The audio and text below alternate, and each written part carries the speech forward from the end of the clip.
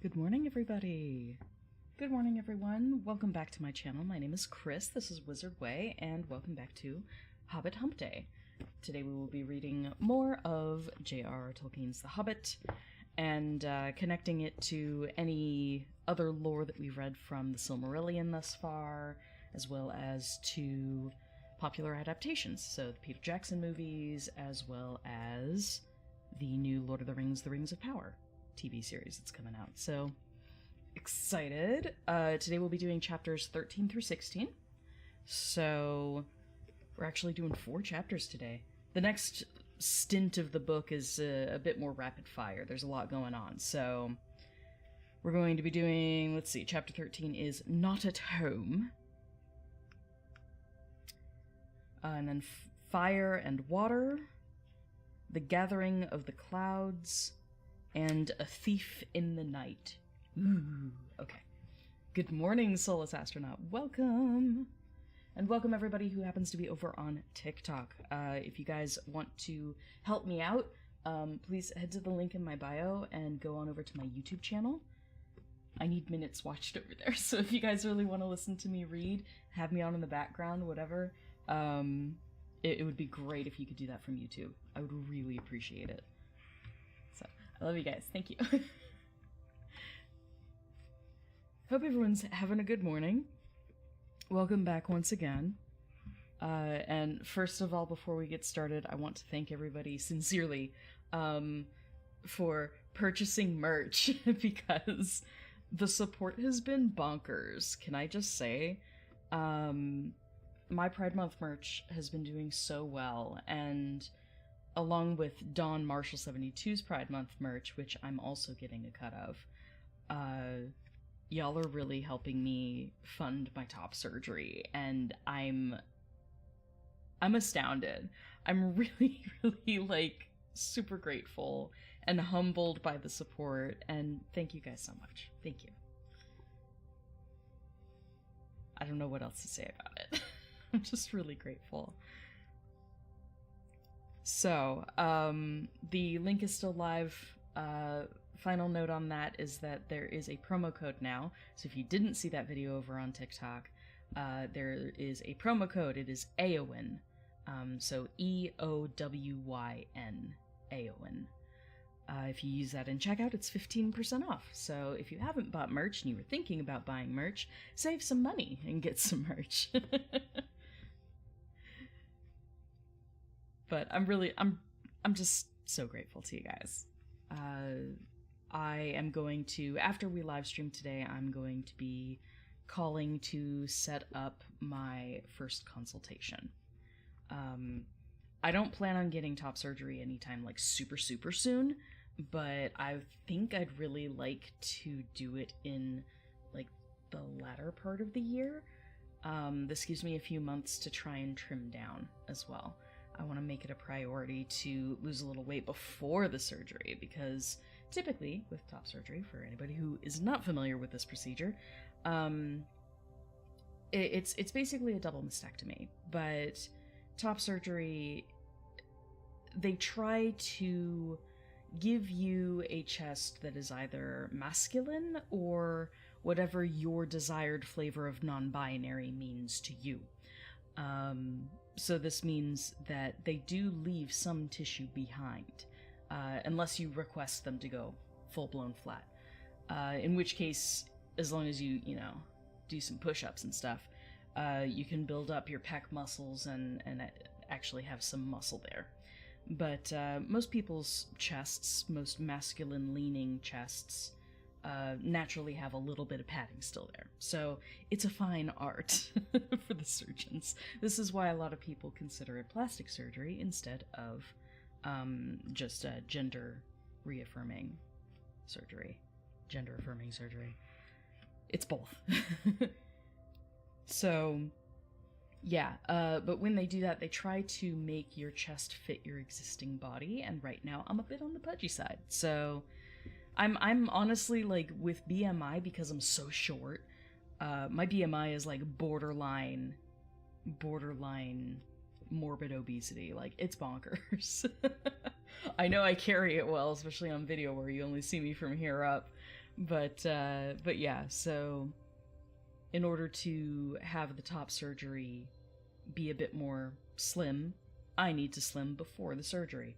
So that's the master plan. So I'm going to give myself a few months to really, start working on my diet and exercise, and hopefully I can trim down and be really comfortable. And then when the weather isn't hot as fuck out here, because I live in the desert, I will go get my surgery. So I'm excited. It's really, really helpful to have, like, funds put aside for it, though. Because I know I have to pay out of pocket for this thing, and it's not gonna be cheap. It's not gonna be cheap at all. Fun times. But let's get started with the reading. Get a drink of water. I hope everyone's having a good morning.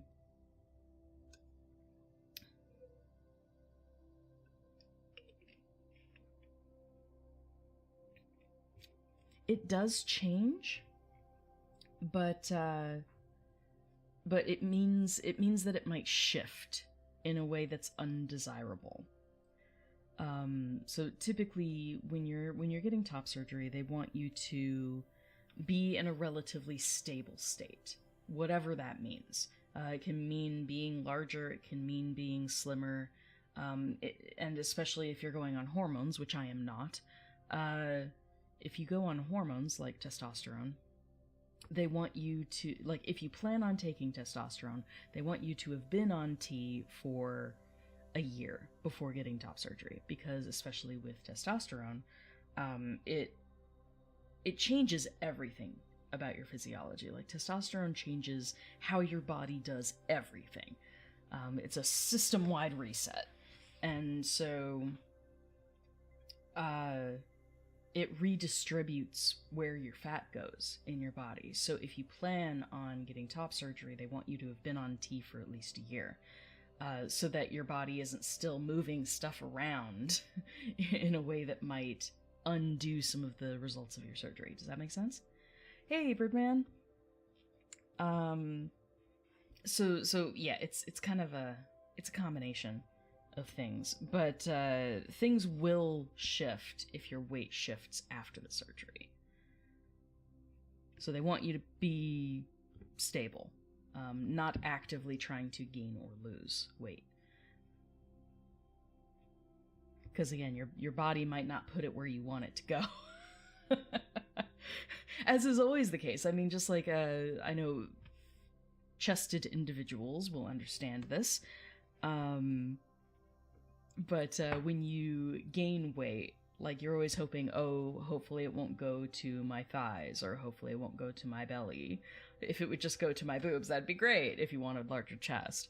Or, man, I'm trying to lose weight, but I don't lose anything in my chest. Everyone has, like, these places where it's like, I wish that the weight loss or weight gain would go to this spot and not this other spot. Same thing happens. Same thing happens, but, like, you don't want it to mess with your top surgery results. Yeah, it's a thing. But you're welcome. Happy to share anything that I know. I've wanted to do this for years, but especially when I was with my partner. She was chronically ill, and all of her health stuff absolutely took priority. This was something I wanted to do eventually, and everyone hoped that I would do eventually, but yeah, with her gone, obviously, there's nothing holding me back from crowdsourcing some funds and getting it done. So that's what we're doing. That's what we're doing in 2022. All right. So let's start with the reading. So welcome back to The Hobbit.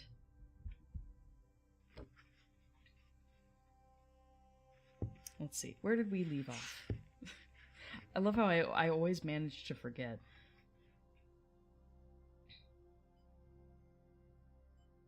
Okay, so when we last left the Hobbit and his companions, he had gone down into Smaug's treasure hoard dungeon, if you will, inside the mountain, and he had come back. So he gave a little bit too much information to the dragon. But he came back up to the shelf where the door is on the upper outside of the mountain, and sort of warned the dwarves, okay, like, I think he gleaned a little bit too much information from me, and he certainly knows that I came from this stairway, so he's probably going to come here and, like, make some issues for this part of the stairway, this part of the mountain. So instead of having them climb down where they would be vulnerable, he had all of the dwarves come up and basically go inside the door. They were keeping it cracked for a while. But at the end of the last chapter, which was Inside Information, he basically, like, begged them, please shut the door. I have a really bad feeling. And sure enough, the dragon, almost immediately after that, Smaug came up and absolutely obliterated that side of the mountain. So everyone had to scurry further down the passage. And, the way is shut, if you will.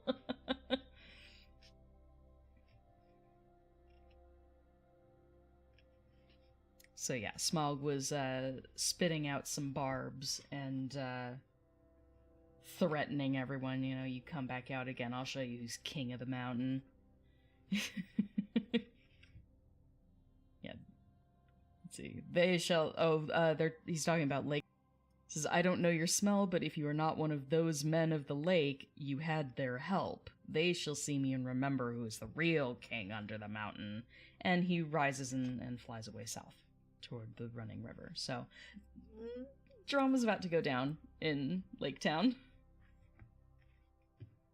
That's where we left off, so let's continue. Hey, oh my time turner, welcome! We're just about to get started reading The Hobbit. If you are able, please head over to my YouTube channel. I just need minutes watched there, so if you're going to be listening for a while anyway, switching over to YouTube would be awesome. Thank you. Thank you, guys. Okay, let's get going, though. So, J.R. Tolkien's The Hobbit, Chapter 13, Not at Home. In the meanwhile, the dwarves sat in darkness, and utter silence fell about them. Little they ate, and little they spoke. They could not count the passing of time, and they scarcely dared to move, for the whisper of their voices echoed and rustled in the tunnel. If they dozed, they woke still to darkness and to silence going on unbroken. At last, after days and days of waiting, as it seemed, when they were becoming choked and dazed for want of air, they could bear it no longer. They would almost have welcomed sounds from below of the dragon's return. In the silence they feared some cunning devilry of his, but they could not sit there forever. Thorin spoke. "Let us try the door," he said. "I must feel the wind on my face soon, or die. I think I would rather be smashed by Smaug in the open than suffocate in here." So several of the dwarves got up and groped back to the door, to where the door had been. But they found that the upper end of the tunnel had been shattered and blocked with broken rock. Neither key nor the magic it had once obeyed would ever open that door again. "We are trapped," they groaned. "This is the end. We shall die here." How dramatic. But somehow, just when the dwarves were most despairing, Bilbo felt a strange lightening of the heart, as if a heavy weight had gone from under his waistcoat. Come, come," he said. While there's life, there's hope, as my father used to say. And third time pays for all. I'm going down the tunnel once again. I have been that way twice, when I knew there was a dragon at the other end, so I will risk a third visit when I am no longer sure. Anyway, the only way out is down, and I think this time you had better all come with me." In desperation they agreed, and Thorin was the first to go forward by Bilbo's side. "Now do be careful," whispered the hobbit. "There may be no Smaug at the bottom, but then again there may be. Don't let us take any unnecessary risks." Down, down they went. The dwarves could not, of course, compare with the Hobbit in real stealth, and they made a deal of puffing and shuffling, with echoes magnified alarmingly. But though every now and again Bilbo in fear stopped and listened, not a sound stirred below. Near the bottom, as well as he could judge, Bilbo slipped on his ring and went ahead. But he did not need it. The darkness was complete, and they were all invisible, ring or no ring. In fact, so black was it that the Hobbit came to the opening unexpectedly, put his hand on air, stumbled forward, and rolled headlong into the hall. There he lay face downwards on the floor and did not dare to get up, or hardly even to breathe. Nothing moved. There was not a gleam of light, unless, as it seemed to him, when at last he slowly raised his head, there was a pale white glint above him and far off in the gloom. But certainly it was not a spark of dragon fire, though the worm stench was heavy in the place, and the taste of vapor was on his tongue. By vapor he means the dragon reek. Dragons apparently have a smell that permeates the room. At length, Mr. Baggins could bear it no longer. "Confound you, Smaug, you worm!" he squeaked aloud. "Stop playing hide and seek. Give me a light and then eat me if you can catch me." Faint echoes ran round the unseen hall, but there was no answer. Bilbo got up and found that he did not know in what direction to turn. "Now I wonder what on earth Smaug is playing at," he said. "He's not at home today. Or tonight, whatever it is, I do believe. And if Oin and Glowing have not lost their tinder boxes, perhaps we can make a little light and have a look round before the luck turns." "Light!" he cried. "Can anybody make light?" The dwarves, of course, were very alarmed when Bilbo fell forward, down the step with a bump into the hall, and they sat huddled just where he had left them at the end of the tunnel. "Shh, shh!" they hissed when they heard his voice, and though that helped the Hobbit find where they were, it was some time before he could get anything else out of them. But in the end, when Bilbo actually began to stamp on the floor and screamed out, "Light!" at the top of his shrill voice, Thorin gave way, and Owain and Glowing were sent back to their bundles at the top of the tunnel. After a while, a twinkling gleam showed them returning, Owain with a small pine torch alight in his hand, and Glowing with a bundle of others under his arm. Quickly Bilbo trotted to the door and took the torch, but he could not persuade the dwarves to light the others or to come and join him yet. Pardon me. As Thorin carefully explained, Mr. Baggins was still officially their expert burglar and investigator. If he liked to risk a light, that was his affair. They would wait in the tunnel for his report. So they sat near the door and watched. They saw the little dark shape of the hobbit start across the floor, holding his tiny light aloft. Every now and again, while he was still near enough, they caught a glint and a tinkle as he stumbled on some golden thing. The light grew smaller as he wandered away into the vast hall. Then it began to rise, dancing into the air. Bilbo was climbing the great mound of treasure. Soon he stood upon the top, and still went on. Then they saw him halt and stoop for a moment, but they did not know the reason. It was the Arkenstone, the heart of the mountain. So Bilbo guessed from Thorin's description. But indeed there could not be two such gems, even in so marvelous a hoard, even in all the world. Ever as he climbed, the same white gleam had shone before him and drawn his feet towards it. Slowly, it grew to a little globe of pallid light. Now, as he came near, it was tinged with a flickering sparkle of many colors at the surface. Pardon me. Hi, Gray. Yeah, are you coming up? Okay. Come on up. if you're coming. Shall we have a kitty moment before we start talking about the Arkenstone? Great. Excuse me. I can feel the phlegm. Great. Are you coming up? I know you always like a little screen time.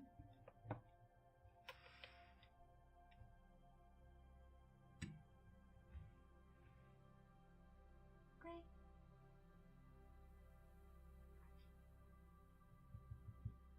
No? Are you sure? I think you want to come up. Silly boy, he's just staring at me with the big green cat eyes. Gray? Are you coming or not? He's probably going to jump up as soon as I start reading again. It's totally his MO.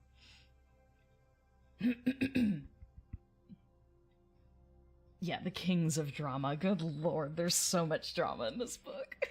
Everyone's melodramatic. It's hilarious. We certainly don't get that from the Silmarillion. The tone is so different in The Hobbit.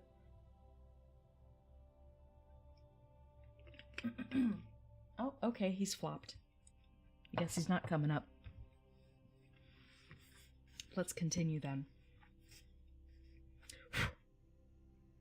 Now as he came near, it was tinged with a flickering sparkle of many colors at the surface, reflected and splintered from the wavering light of his torch. At last he looked down upon it, and he caught his breath. The great jewel shone before his feet of its own inner light, and yet, cut and fashioned by the dwarves, who had dug it from the heart of the mountain long ago, it took all light that fell upon it and changed it into 10,000 sparks of white radiance, shot with glints of the rainbow. Call it Pride Rock.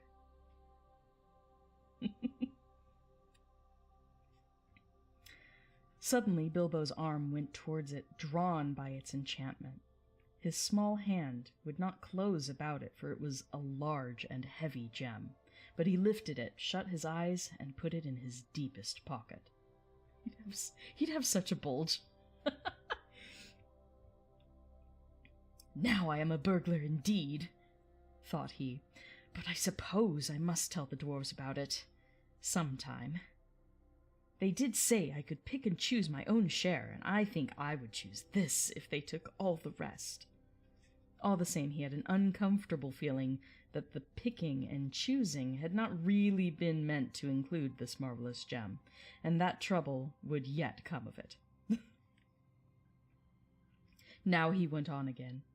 Down the other side of the great mound he climbed, and the spark of his torch vanished from the sight of the watching dwarves.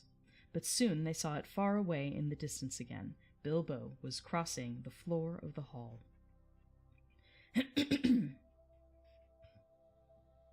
But, Mom, we want the Silmaril. We have a Silmaril at home.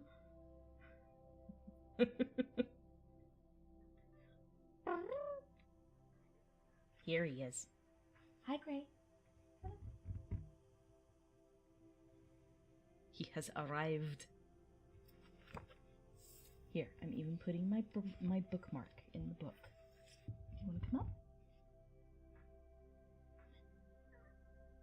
Gray? Gray? Don't jump down. I know you're just going to come right back up again.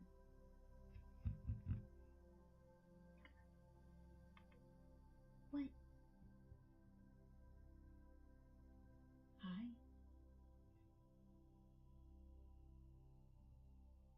You're purring up a storm. Do you want to come up? Or are you going to settle?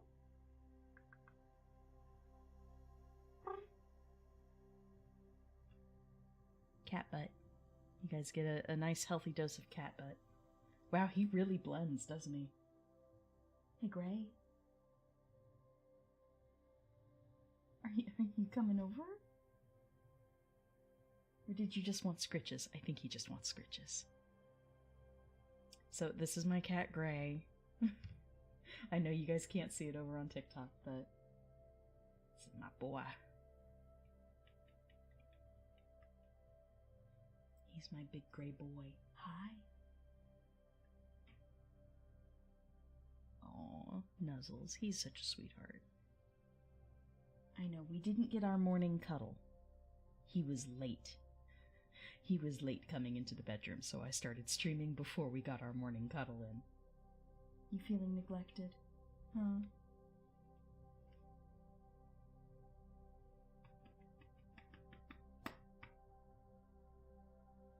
You good, Gray?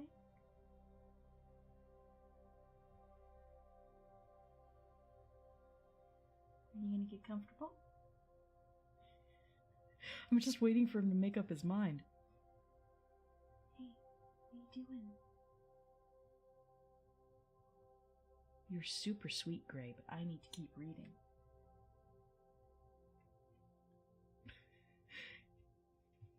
I love you, Gray. I'm gonna keep reading, though, okay? If you jump up, I'll hug you. I don't know if that's a threat or a reward. Is that a promise or a threat? I don't know. Okay, so Bilbo has the Arkenstone. Ooh. Okay, so Bilbo was crossing the floor of the hall. He went on until he came to the great doors at the further side, and there a draught of air refreshed him, but it almost puffed out his light. He peeped timidly through, and caught a glimpse of great passages and of the dim beginnings of wide stairs going up into the gloom. And still there was no sight nor sound of Smaug. He was just going to turn and go back when a black shape swooped at him and brushed his face. He squeaked and started stumbling backwards and fell. His torch dropped head downwards and went out. Only a bat, I suppose, and hope, he said miserably. But now what am I to do? Which is east, south, north, or west? Thorin, Balin, Owain, Glowing, Filly, Killy, he cried as loud as he could. It seemed a thin little noise in the wide blackness. The light's gone out. Someone come and find me and help me. For the moment his courage had failed altogether. Faintly, the dwarves heard his small cries, though the only word they could catch was help. Now what on earth or under it has happened? Said Thorin. Certainly not the dragon, or he would not go on squeaking. They waited a moment or two, and still there was no dragon noise. No sound at all, in fact, but Bilbo's distant voice. Come, one of you, get another light or two, Thorin ordered. It seems we have got to go help our burglar. It is about our turn to help, said Balin. And I'm quite willing to go. Anyway, I expect it is safe for the moment. I love how Balin has, like... Balin be Balin. But, he's got some balls. Like, he's the only one who's, like, got a shred of courage. He's like, it's definitely our turn to do something right about now, instead of cowering in the corner, you know. We'd never live it down if elves saw us doing this.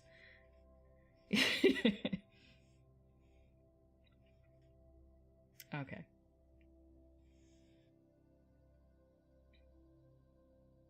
Glowin lit several more torches, and then they all crept out one by one and went along the wall as hurriedly as they could. It was not long before they met Bilbo himself coming back towards them. His wits had quickly returned as soon as he saw the twinkle of their lights. Only a bat and a drop torch, nothing worse, he said in answer to their questions. Though they were much relieved, they were inclined to be grumpy at being frightened for nothing. But what they would have said if he had told them that at the moment about the Arkenstone, I don't know. So what they would have said if he'd actually told them about it? Nobody knows, because he's not saying a damn thing. The mere fleeting glimpses of treasure which they had caught as they went along, had rekindled all the fire of their dwarvish hearts. And when the heart of a dwarf, even the most respectable, is wakened by gold and by jewels, he grows suddenly bold, and he may become fierce. The dwarves indeed no longer needed any urging. All were now eager to explore the hall while they had the chance, and willing to believe that, for the present, Smaug was away from home. Each now gripped a lighted torch, and as they gazed, first on one side and then on another, they forgot fear and even caution. They spoke aloud and cried out to one another as they lifted old treasures from the mound or from the wall and held them in the light, caressing and fingering them. Fili and Kili were almost in merry mood, and finding still hanging there many golden harps strung with silver, they took them and struck them, and being magical and also untouched by the dragon, who had small interest in music, they were still in tune. The dark hall was filled with a melody that had long been silent. But most of the dwarves were more practical. They gathered gems and stuffed their pockets, and let what they could not carry fall back through their fingers with a sigh. Thorin was not least among these, but always he searched from side to side for something which he could not find. It was the Arkenstone, but he spoke of it yet to no one. Now the dwarves took down mail and weapons from the walls, and armed themselves. Royal indeed did Thorin look, clad in a coat of gold-plated rings, with a silver-hafted axe in a belt crusted with scarlet stones. "Mr. Baggins," he cried, "here is the first payment of your reward. Cast off your old coat and put on this." With that he put on Bilbo a small coat of mail, wrought for some young elf prince long ago.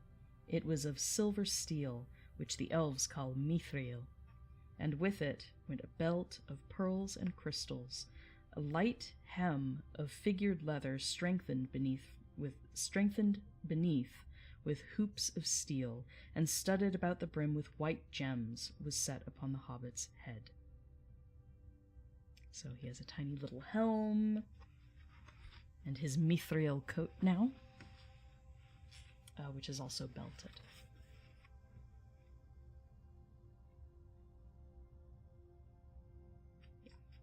"I feel magnificent," he thought, "but I expect I look rather absurd. How they would laugh on the hill at home. Still, I wish there was a looking-glass handy." "Good morning, Darnak. Good morning." Or good evening. Good afternoon, good evening, and good night, right? And Sarah, I see you there. Hello. In other words, they're being brave.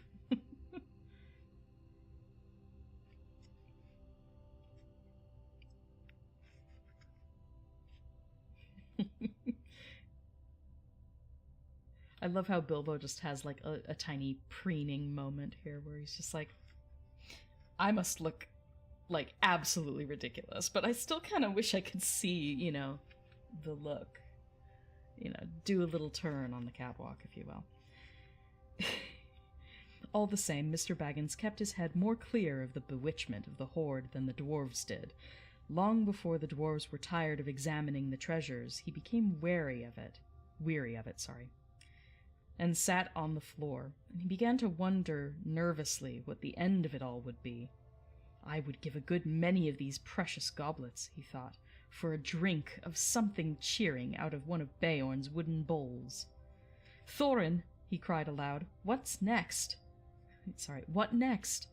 We are armed, but what good has any armor ever been before against Smaug the Dreadful? This treasure is not yet won back. We are not looking for gold yet, but for a way of escape, and we have tempted luck too long." "You speak the truth," answered Thorin, recovering his wits. "Let us go. I will guide you. Not in 1,000 years should I forget the ways of this palace." Then he hailed the others, and they gathered together, and holding their torches above their heads, they passed through the gaping doors. not without many a backward glance of longing. Their glittering mail they had covered again with their old cloaks, and their bright helms with their tattered hoods, and one by one they walked behind Thorin, a line of little lights in the darkness that halted often, listening in fear, once more for any rumor of the dragon's coming. Though all the old adornments were long mouldered or destroyed, and though all was befouled and blasted with the comings and goings of the monster, Thorin knew every passage and every turn. Excuse me. Yeah, dragon sickness. Bilbo being the voice of reason. Sometimes it appears he's the only one with a brain in this operation. No offense to the dwarves.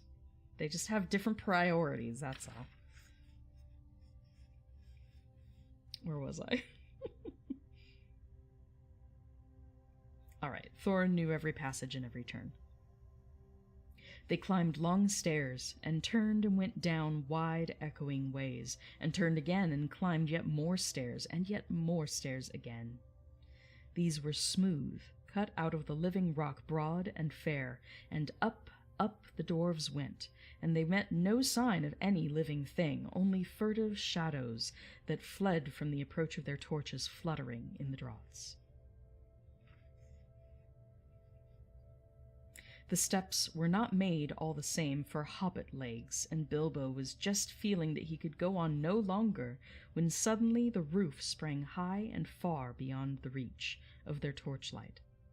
A white glimmer could be seen coming through some opening far above, and the air smelt sweeter. Before them, light came dimly through great doors that hung twisted on their hinges and half burnt. Excuse me. Aw, he settled. Look at that. My cat is cute. He's almost invisible, but he's cute.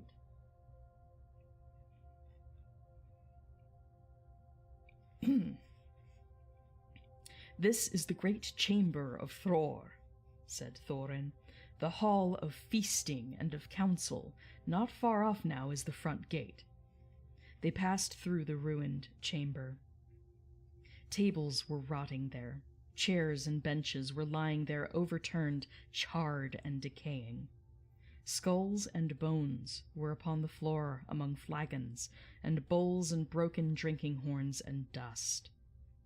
As they came through yet more doors, at the further end, the sound of water fell upon their ears, and the grey light grew suddenly more full. There is the birth of the running river, said Thorin. From here it hastens to the gate. Let us follow it. Out of the dark opening in a wall of rock there issued a boiling water, and it flowed swirling in a narrow channel, carved and made straight and deep by the cunning of ancient hands. Beside it ran a stone-paved road, wide enough for many men abreast. Swiftly along this they ran. Pardon me.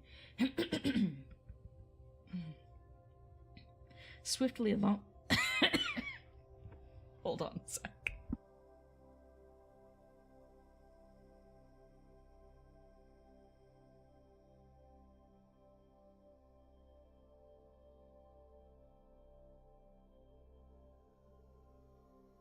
I think I'm good. Sorry. It's all just grumbling around in my throat.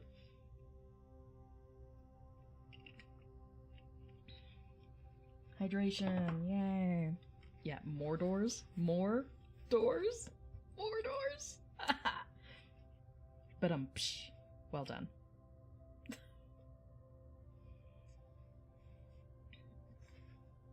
Okay. Swiftly along this they ran, and round a wide-sweeping turn, and behold, before them stood the broad light of day. In front there rose a tall arch, still showing the fragments of old carven work within, worn and splintered and blackened though it was. A misty sun sent its pale light between the arms of the mountain, and beams of gold fell on the pavement at the threshold. A whirl of bats, frightened from slumber by their smoking torches, flurried over them. As they sprang forward, their feet slithered on stones, rubbed smooth and slimed by the passing of the dragon. Ew. This is why they're still called worms, right?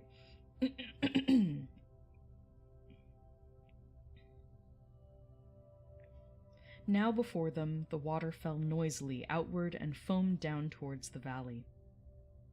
They flung their pale torches to the ground,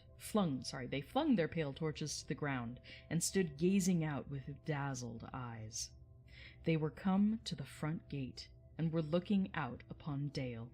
"Well," said Bilbo, "I never expected to be looking out this door, and I never expected to be so pleased to see the sun again, and to feel the wind on my face. But, oh, this wind is cold." It was. A bitter easterly breeze blew with a threat of oncoming winter. It swirled over and round the arms of the mountain into the valley, and sighed among the rocks. After their long time in the stewing depths of the dragon-haunted caverns, they shivered in the sun. Suddenly, Bilbo realized he was not only tired, but also very hungry indeed. "It seems to be late morning," he said, "and so I suppose it is more or less breakfast time, if there is any breakfast to have, but I don't feel that Smaug's front doorstep is the safest place for a meal. Let's go somewhere where we can sit quiet for a bit." "Quite right," said Balin, "and I think I know which way we should go. We ought to make for the old lookout post at the southwest corner of the mountain." "How far is that?" asked the hobbit. 5 hours' march, I should think. It will be rough going. The road from the gate along the left edge of the stream seems all broken up, but look down there. The river loops suddenly east across Dale in front of the ruined town. At that point, there was once a bridge leading to steep stairs that climbed up the right bank, and so to a road running towards Ravenhill. There is, or was, a path that left the road and climbed up to the post.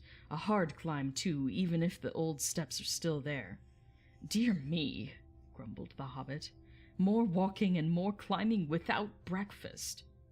I wonder how many breakfasts and other meals we have missed inside that nasty, clockless, timeless hole." As a matter of fact, 2 nights and the day between had gone by, and not altogether without food, since the dragon smashed the magic door. But Bilbo had quite lost count, and it might have been 1 night or a week of nights for all he could tell. Come, come," said Thorin, laughing. His spirits had begun to rise again, and he rattled the precious stones in his pockets. "Don't call my palace a nasty hole. You wait till it has been cleaned and redecorated." "That won't be till Smaug's dead," said Bilbo glumly. "In the meanwhile, where is he? I would give a good breakfast to know.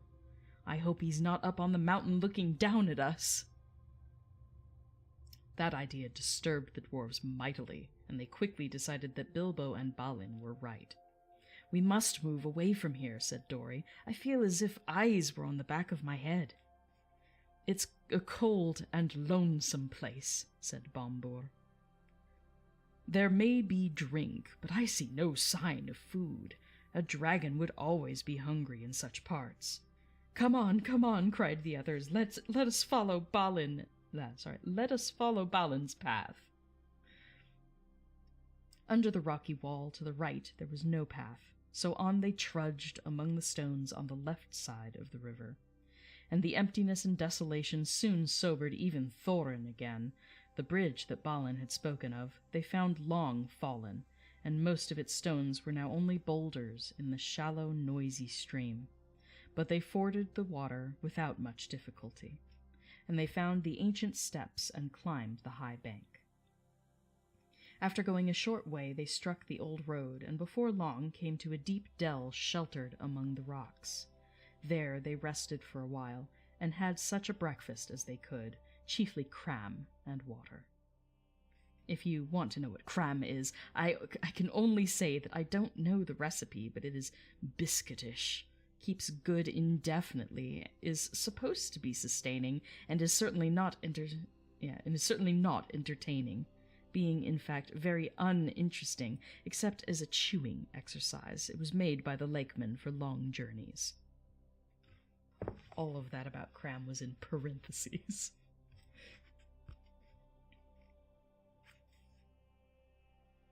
All I'm thinking is that it's basically hardtack.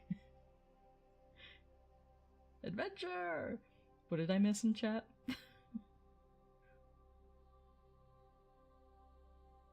Bats no longer to be a silly reason to be frightened, huh? Yeah, second breakfast and afternoon tea. Poor Bilbo. He's gone several days without a proper meal. Not without food entirely, but without a proper meal. I should have gone to the gym more.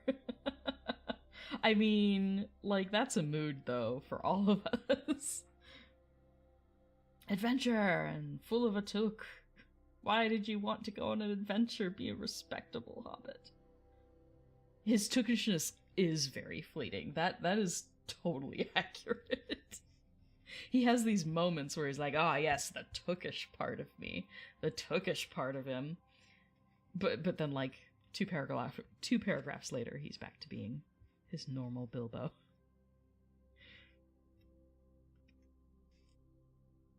Okay. So, all that about cram. So it was made by the lakemen for long journeys. After that, they went on again. And now the road struck westwards and left the river, and the great shoulder of the south-pointing mountain spur drew ever nearer. At length they reached the hill path. It scrambled steeply up, and they plodded slowly one behind the other, till at last, in the late afternoon, they came to the top of the ridge, and saw the wintry sun going downwards to the west. Here they found a flat place, without a wall on three sides, but back to the north by a rocky face, in which there was an opening like a door. From that door there was a wide view east and south and west. Here, said Balin, in the old days we used to always keep watchmen, and that door behind leads to a rock-hewn chamber that was made here as a guard-room. There were several places like it around the mountain. But there seemed small need for watching in the days of our prosperity, and the guards were made over-comfortable, perhaps. Otherwise, we might have had longer warning of the coming of the dragon, and things might have been different. Still, here we can now lie hid and sheltered for a while, and can see much without being seen. Not much use if we have been seen coming here, said Dory, who was always looking up towards the mountain's peak, as if he expected to see Smaug perching there like a bird on a steeple. We must take our chance of that, said Thorin. We can go no further today. Hear, hear, cried Bilbo, and flung himself on the ground. In the rock chamber there would have been room for 100, and there was a small chamber further in, more removed from the cold outside. It was quite deserted. Not even wild animals seemed to have used it in all the days of Smaug's dominion. There they laid their burdens, and some threw themselves down at once and slept, but the others sat near the outer door and discussed their plans. In all their talk, they came perpetually back to one thing. Where was Smaug? They looked west, and there was nothing, and east, and there was nothing, and in the south there was no sign of the dragon, but there was a gathering of very many birds.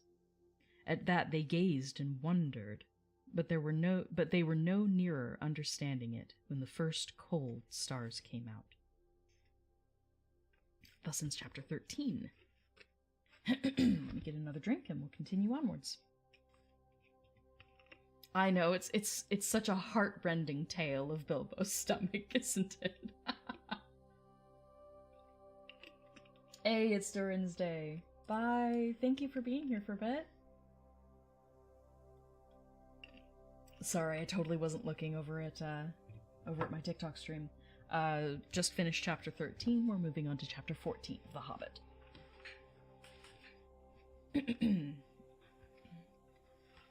Yeah, like full-blown princess fall. I should turn my camera and flop on my bed. But then you guys would see that I'm not wearing pants. Just kidding. I totally am. It's just pajama bottoms, though. Nothing formal. I'm in my bedroom. I just woke up. But absolutely hand to the forehead. Dramatic sigh. Just, faint.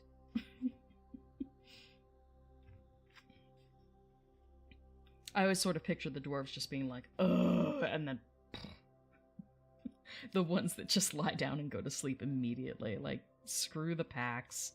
Screw any supplies they've got. They just sort of toss their packs down and just face first. What percentage of the adventure is Bilbo saving them? I think he's earned it. I mean, that's true. Bilbo really does more than his share for this company. Especially because I can't even remember all of the dwarves' names. I never can. Like, it would take me a bit. Because let's see, we've got Bilbo and then Thorin.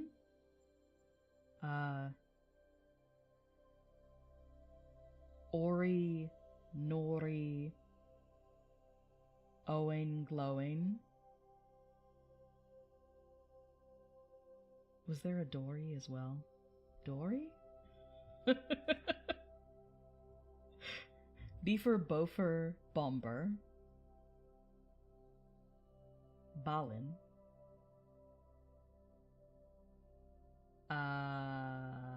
Killian Philly? And am I still missing one at that point? Like, I don't remember. Shoot. Yeah, like, even just remembering all the dwarves' names is difficult for me. It's a lot of characters, and several of them only have, like, a couple lines of dialogue in the entire book.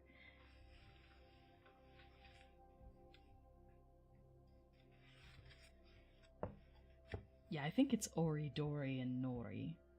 Ori, Nori, Dory, Beaver, Bofer, Bomber, Owain, Glowing, Fili, Killy, Balin, Thorin.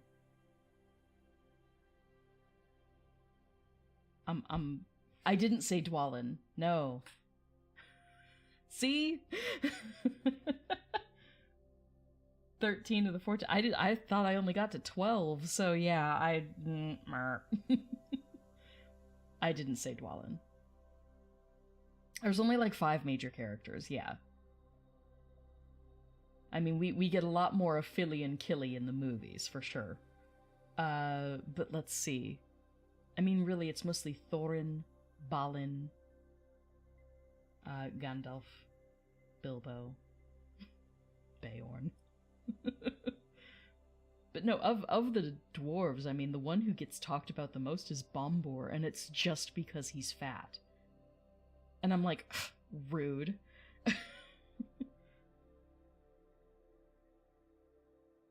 Oh, is it 12 dwarves and 1 hobbit? 12 dwarves, 1 hobbit, and a wizard? Is it 14 total? See, I don't even know. Like, this is totally not my forte. Oh, thank you so much. Yeah, I'm pretty level-headed. I try to be. Like, the thing, especially when it comes to the Rings of Power stuff that I've been covering on my TikTok channel, I really try to keep a level head. Because number one, we haven't seen the series yet, okay? Like, I'm tired of people judging the entire series from a couple images and 1 short trailer. That seems ridiculous to me. So we haven't seen it yet. I want people to judge it when they've actually seen it, because then we have a finished product, right? So, yeah, I get annoyed when people judge way too swiftly.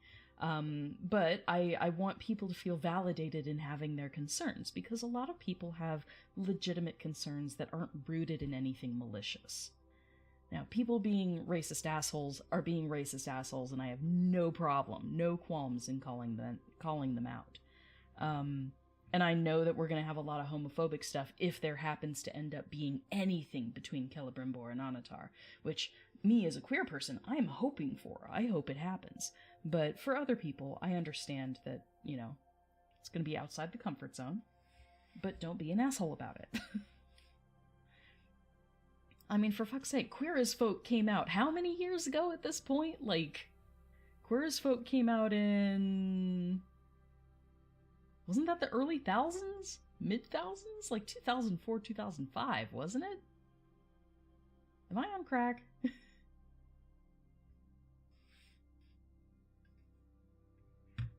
But seriously, like, you know, this is nothing new, and stuff that is way more risque has been put out. If we have just a tiny hint of a relationship between two men, oh heaven forbid. Which, Tolkien was fine with it, okay? Like, C.S. Lewis was more vocal about not doing the gay thing. But we know for a fact that Tolkien had at least 2 homosexual friends. So either he quietly disapproved, or he didn't freaking care, okay? But I do try to keep a level head. I just want people to, you know, take a moment to view things from a queer perspective, which is my perspective, and that's why I offer that point of view. But also, just, you know, calm down. Hear people's words and not try to scream at each other. That's basically all I want, is for people to relax and treat each other decently, even if they disagree.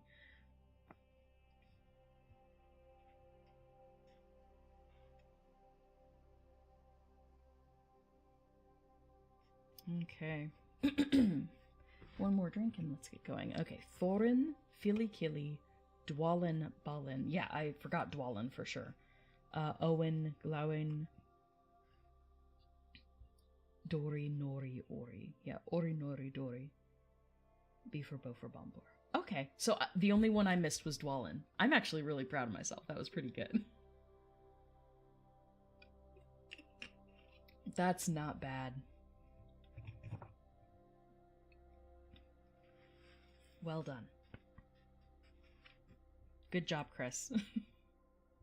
Chapter 14. Fire and Water.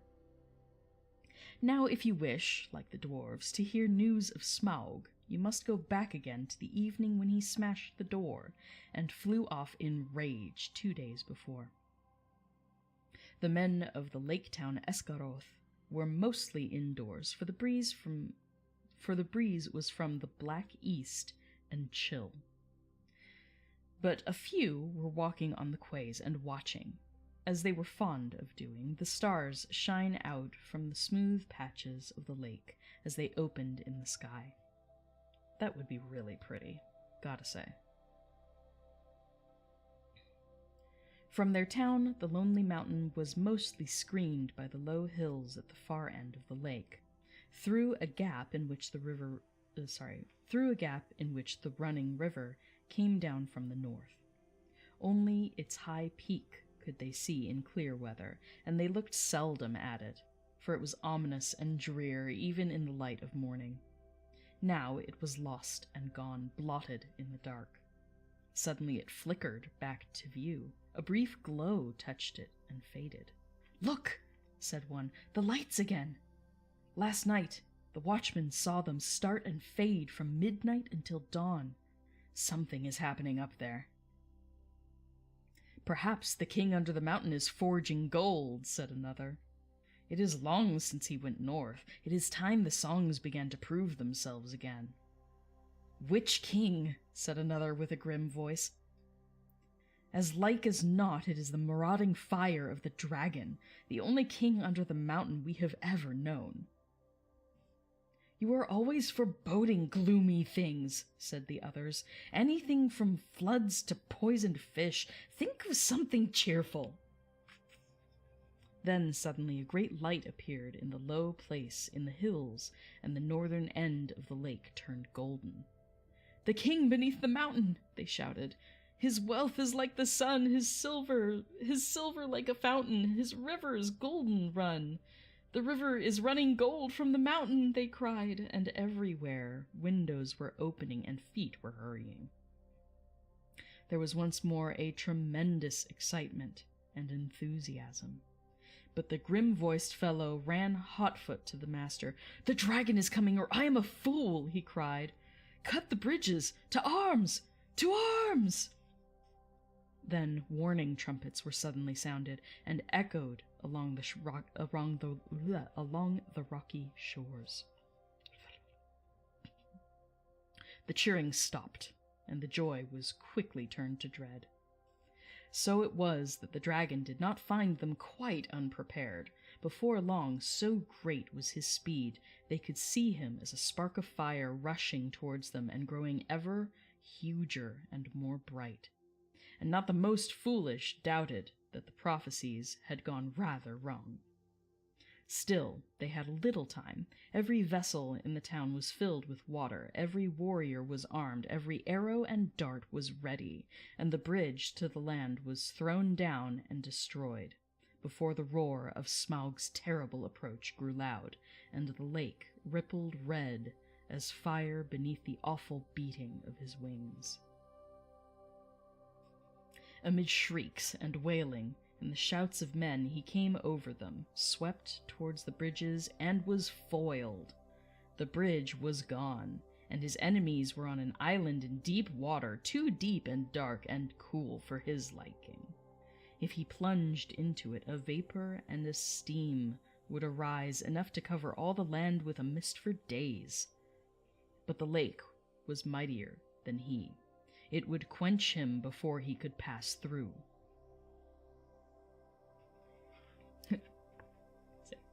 Foreboding.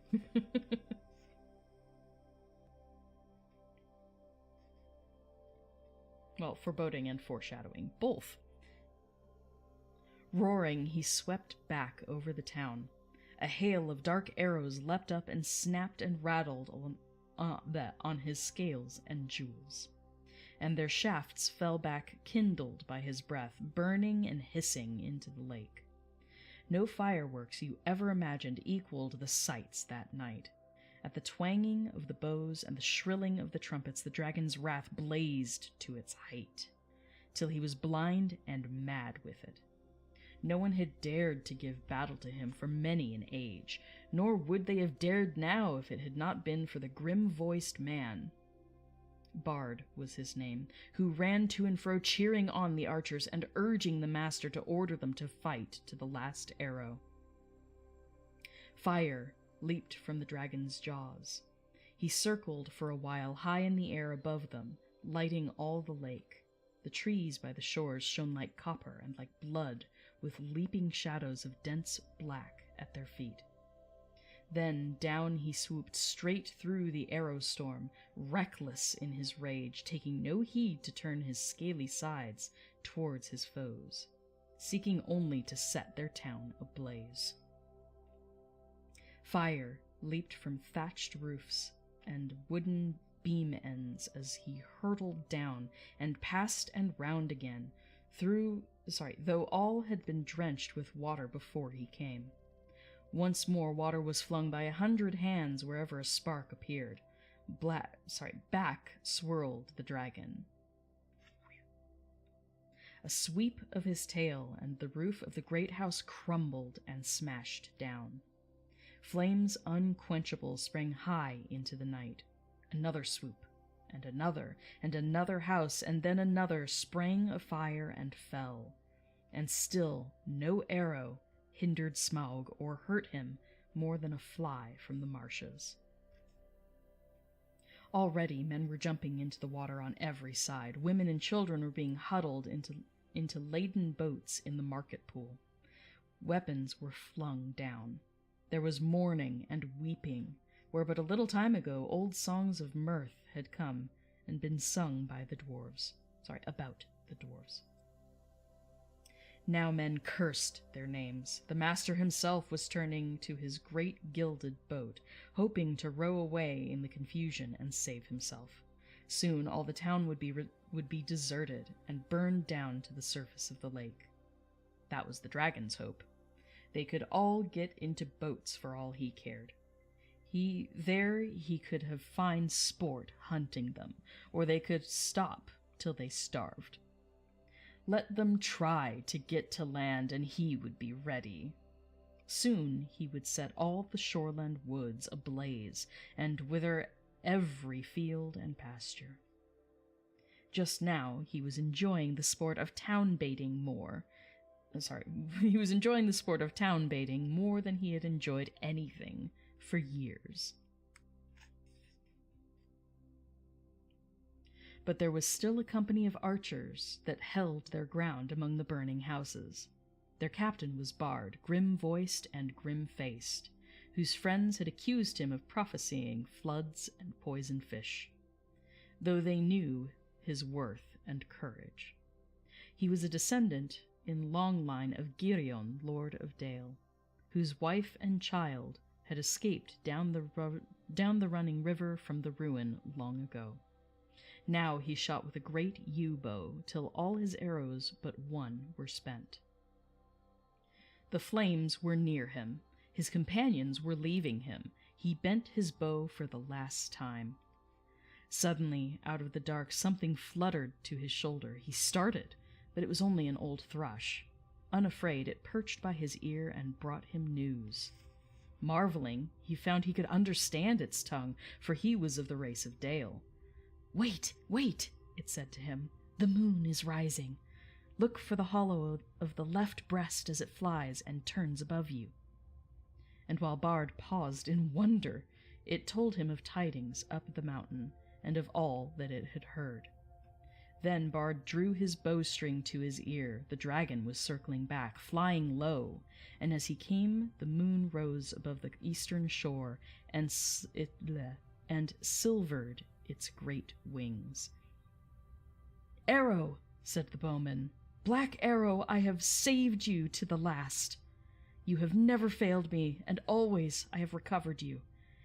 I had you from my father, and he from of old. If ever you came from the forges of the true king under the mountain, go now and speed well." The dragon swooped once more lower than ever, and as he turned and dived down, his belly glittered white with sparkling fires of gems in the moon, but not in one place. The great bow twanged. The black arrow sped straight from the string, straight for the hollow by the left breast where the foreleg was flung wide. In it smote and vanished, barb and shaft and feather, so fierce was its flight.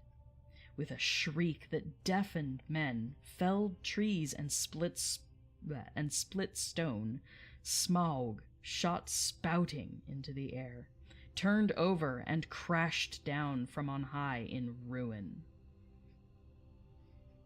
Full on the town he fell. His last throws splintered it to sparks and gledges. And gleeds? And gleds?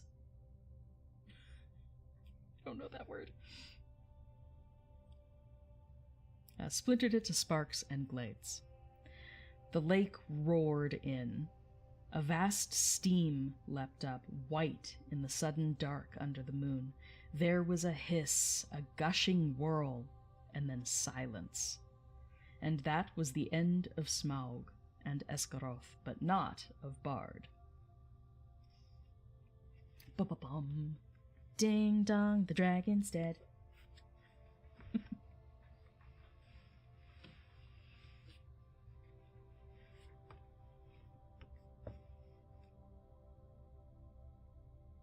Right.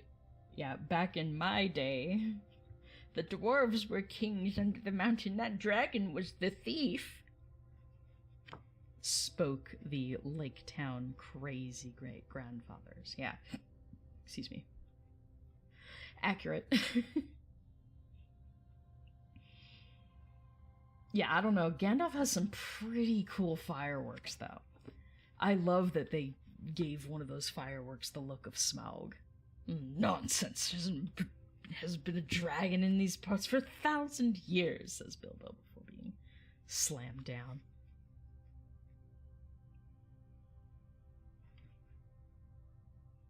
Yeah, not just the men, but the women and children too. I do find it, like, really amusing how quickly that went down. That was...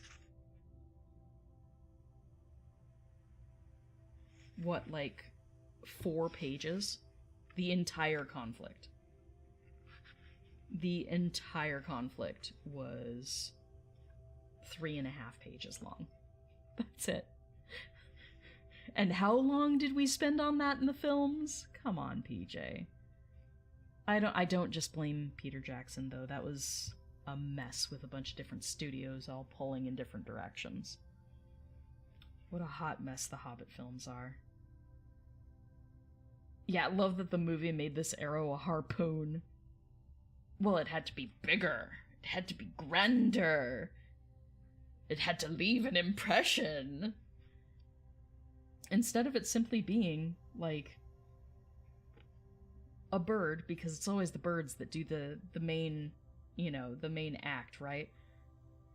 A thrush tells him where to shoot, and he does the thing, and that's the end of the dragon. Like, that's a very short and anticlimactic way of a dragon being killed. So, like, I get it. I get it, wanting to, like, hype it up a bit more, make it a larger deal when the dragon is killed.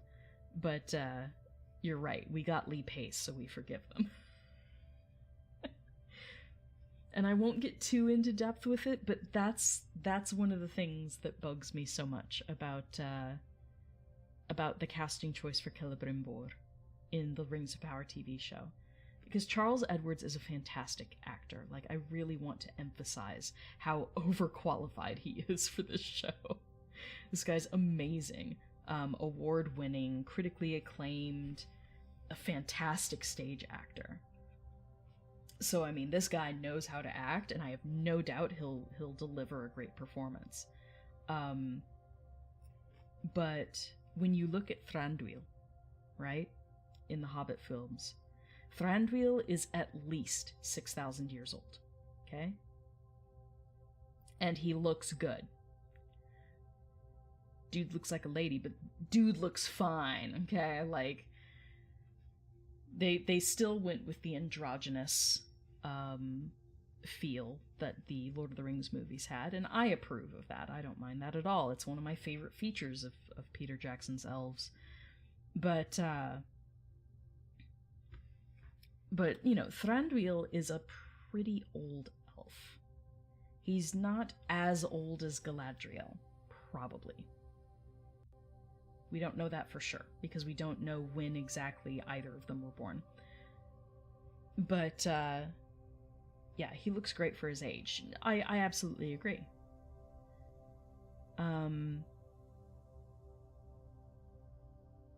But when you think about elves at the beginning of the Second Age, the First Age was, what, 600 years long? It was like 590 years long? And most of the elves who play a prominent role in the First Age, like Galadriel, had been alive for quite a while prior to that. She was already an adult, so she had lived at least 200 years, but probably longer, in Valinor before making her way over. So, girls probably the equivalent of like 26, maybe. So adult, and you know, at the height of her vigor, but you know, this elves stop aging at the age of what Tolkien calls 20, which is about 200 years. A bit longer, 288 years in Valinor. So between 200 and 300 years old. And then you add another 600 onto that when the First Age happened. So Galadriel is probably like, if we want to be generous, let's say 1,000 years old. At the beginning of the Second Age, right? Thranduil is 6,000 years old. At least. And he looks great, okay? He looks great in the Hobbit movies. Like, highly approve. And you have Celebrimbor and Galadriel, who are about the same age. Again, we don't know their exact birth years, but we know that based on the family tree, they're relatively close in age. With that in mind, they should look the same. They should look about the same, right? It's cool doing a younger used to Cate Blanchett in the third age of Middle-earth. So having a younger Galadriel makes perfect sense, but Celebrimbor is about the same age as her. There shouldn't be such a disparity between the two. So while I have no doubt that Charles Edwards is going to deliver a great performance, and I'm just hoping the writing is amazing for the show, he looks so much older than Galadriel that it's really shocking. So, I'm bothered by it. I refuse to fully judge the character and its presentation until I actually see it in action. But the age difference is just bothersome to me because they should be about the same age. So if you made the executive decision, as does make sense, to make Galadriel pretty young, like mid-20s, right? Mid-20s, maybe to 30, right? She doesn't look very much older than me, okay? In fact, I'm curious now, hold on.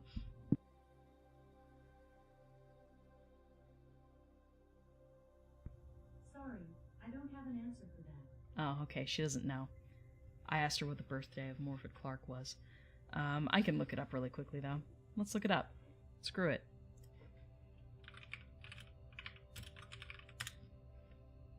Morfydd Clark. She's 33. She's 3 years younger than me. So if we're going with Morfydd Clark as Galadriel, which makes perfect sense, she's 33. So, like,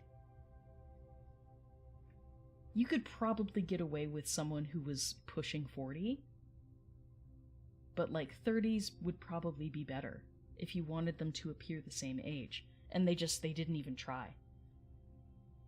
So either they had a very specific idea in mind and vision in mind for the character of Celebrimbor, and a story they wanted to tell for that character, that they feel that this actor specifically was the right choice for the job. So, like, I trust that the showrunners aren't complete dipshits, right? I trust that they are doing their best, and that they made this choice for a reason. I just can't think of what it is. It seems an odd casting choice. But again, absolutely nothing against the actor. I think the actor's fantastic. I'm just tilting my head and squinting a little bit because he doesn't look anything close to Galadriel in age. They are exactly 20 years different. Because he's 53. Charles Edwards is 53. That seems just too much of a gap for my taste. Just saying. A power dynamic thing. Yeah, that's the thing, is if this was a purposeful choice, then yeah, there's gonna be a power dynamic, and it's gonna be dumb. Because all it's going to fall into is the adults are stupid trope, and we shouldn't listen to them because they make bad choices. And it's overdone. It's overdone to have, the older person make a really big mistake and have the younger people have to clean up their mess. So, yeah. And it adds another layer to the weirdness of him not listening to Elrond and Galadriel when they're like, hey, we're thinking this isn't a great move for you, the whole accepting Anatar thing. We're thinking this might not be the best choice for you.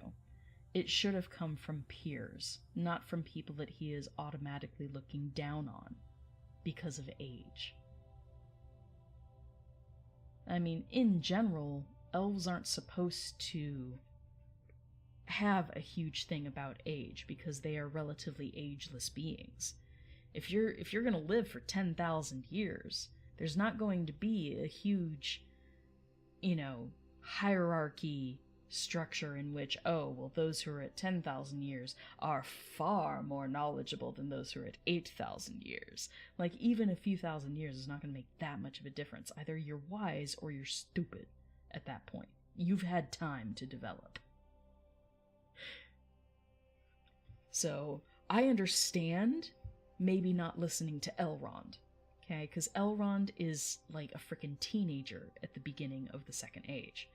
And even with a condensed and accelerated plot, we're still talking about a really young guy who has not been tried at all in battle. So I understand them not listening to Elrond, but Ereinion, or Gil-galad, and Galadriel both have experience. And they would be listened to by Celebrimbor. And, you know, canonically, Celebrimbor seeks Galadriel's advice immediately upon learning that Sauron has deceived him. So, like, he likes Galadriel. So I feel like they're setting something strange up, and I'm getting super distracted by this. I'm supposed to be reading. Stop it.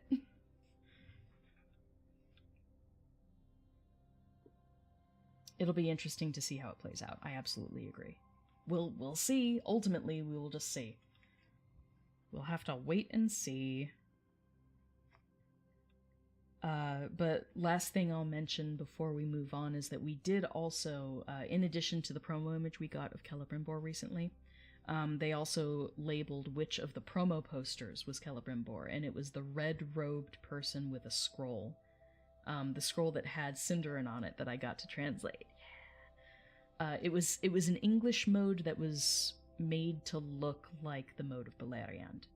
It was like they used the mode of Beleriand to try and spell out stuff in English. So it says King's Square view from south, I believe.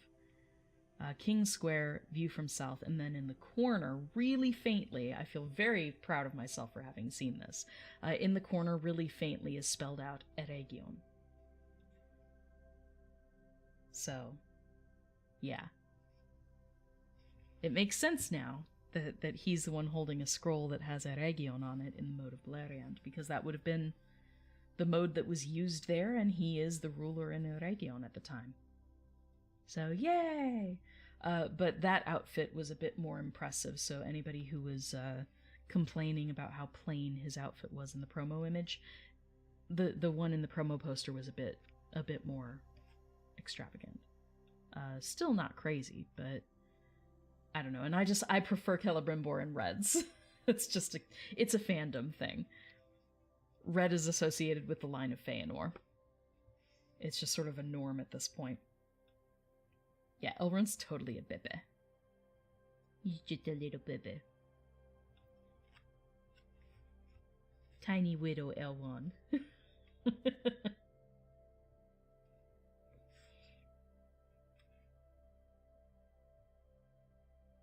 Okay, let's see. Alright, so that's the end of Smaug and Esgaroth, but not of Bard. Ooh. The waxing moon rose higher and higher, and the wind grew loud and cold. It twisted like white fog into bending pillars and hurrying clouds, and drove it off to the west, to scatter in the tattered shreds over the marshes before Mirkwood. Then the many boats could be seen dotted dark on the surface of the lake, and down the wind came the voices of the people of Esgaroth, lamenting their lost town and goods and ruined houses. But they had really much to be thankful for, and they thought of it, though it could hardly be expected that they should just then. 3/4 of the people of the town had at least escaped alive. Their woods and fields and pastures and cattle and most of their boats remained undamaged, and the dragon was dead. What that meant they had not yet realized. They gathered in mournful crowds upon the western shores, shivering in the cold wind, and their first complaints and anger were against the master, who had left the town so soon, while some were still willing to defend it. Yeah, you coward.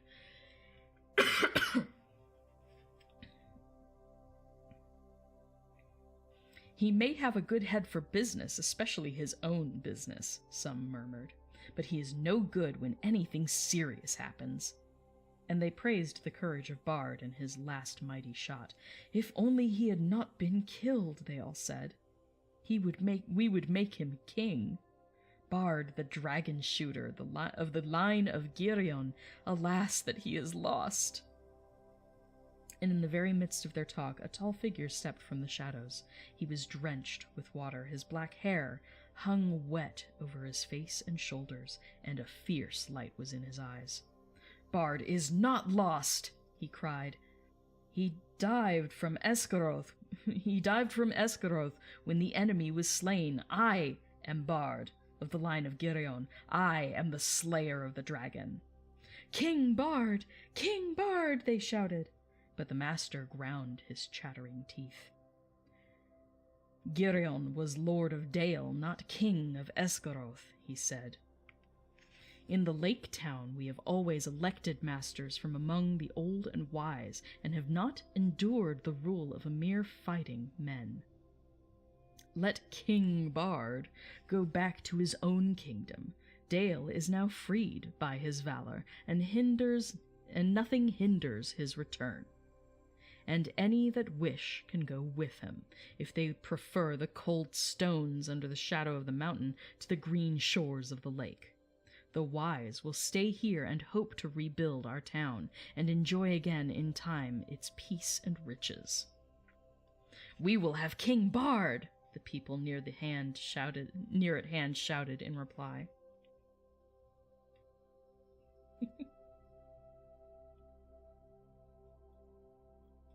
Sorry, something in my eye. Yeah, we will have King Bard, the people near at hand shouted in reply. We have had enough of the old men and the money counters. And people further off took up the cry, up the bowmen, and down with money bags, till the clamor echoed along the shore. Down with money bags. Down with capitalism. Yeah. Though also down with elections, which is kind of also not always the best idea, so, whatever.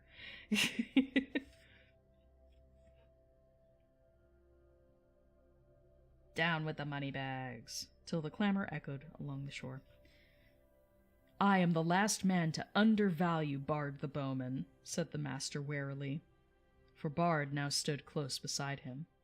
He has tonight earned an eminent place in the roll of the benefactors of our town, and he is worthy of many imperishable songs. But why, O people? And here the master rose to his feet and spoke very loud and clear. Why do I get all your blame?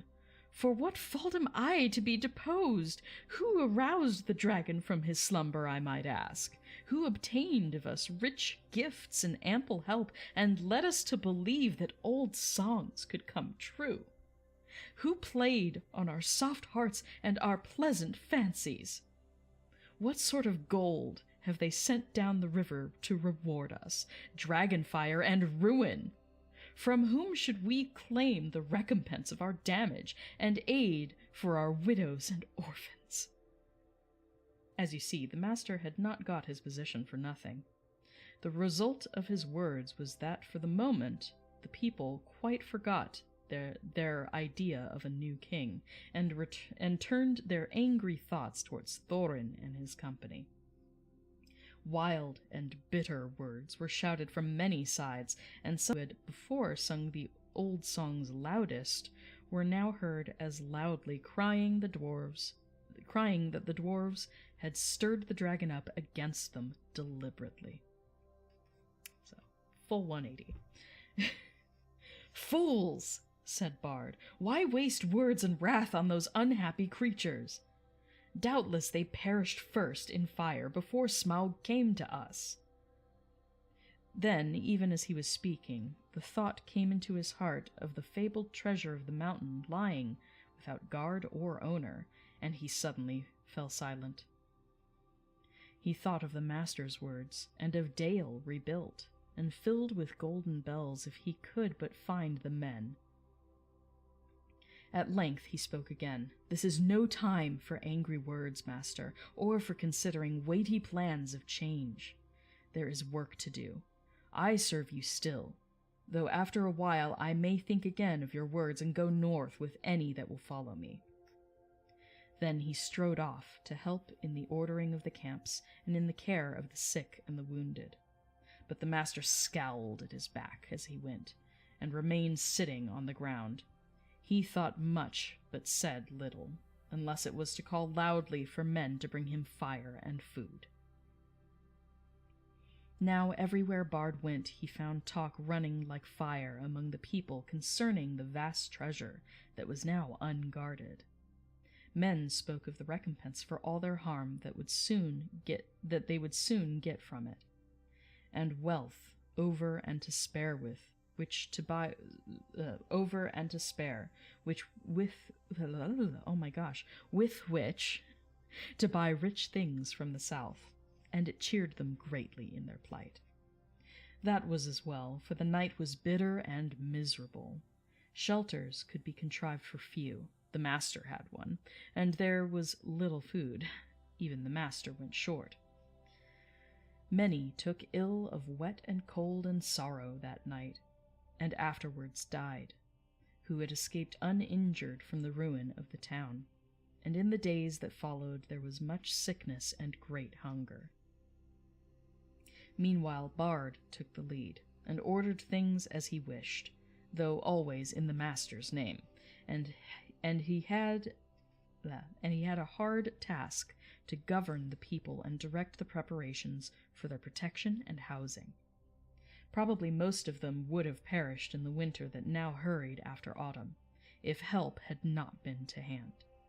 But help came swiftly, for Bard at once had speedy messengers sent up the river to the forest to ask the aid of the king of the elves of the wood. And these messengers had found a host already on the move, although it was then only the third day after the fall of Smaug.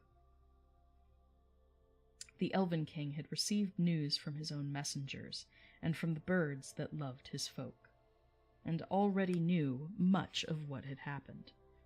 Very great indeed was the commotion among all things with wings that dwelt on the borders of the desolation of Smaug. The desolation of the dragon. The movie titles embedded in my brain. Dwelt on the borders of the desolation of the dragon. The air was filled with circling flocks, and their swift-flying messengers flew here and there across the sky. Above the borders of the forest there was whistling, crying, and piping. Far over Mirkwood tidings spread. "Smaug is dead!" Leaves rustled, and startled ears were lifted. Even before the Elven King rode forth, the news had passed west, right to the pine woods of the Misty Mountains. Beorn had heard it in his wooden house, and the goblins were at council in their caves. "That will be the last we shall hear of Thorin Oakenshield, I fear," said the king. "He would have done better to have remained my guest. It is an ill wind all the same," he added, "that blows no one any good." For he too had not forgotten the legend of the wealth of Thror. So it was that Bard's messengers found him now marching with many spearmen and bowmen, and crows were gathered thick above him, for they thought that war was waking again, such as had not been in those parts for a long age. But the king, when he received the prayers of Bard, had pity, for he was the lord of a good and kindly people. So turning his march, which had at first been direct towards the mountain, he hastened now down the river to the long lake. He had not boats or rafts enough for his host, and they were forced to go the slower way by foot.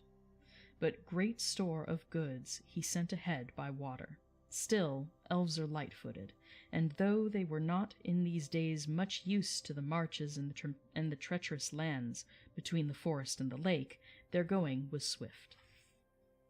Only 5 days after the death of the dragon, they came upon the shores and looked on the ruins of the town. Their welcome was good, as may be expected, and the men and their master were ready to make any bargain for the future, in return for the Elven King's aid.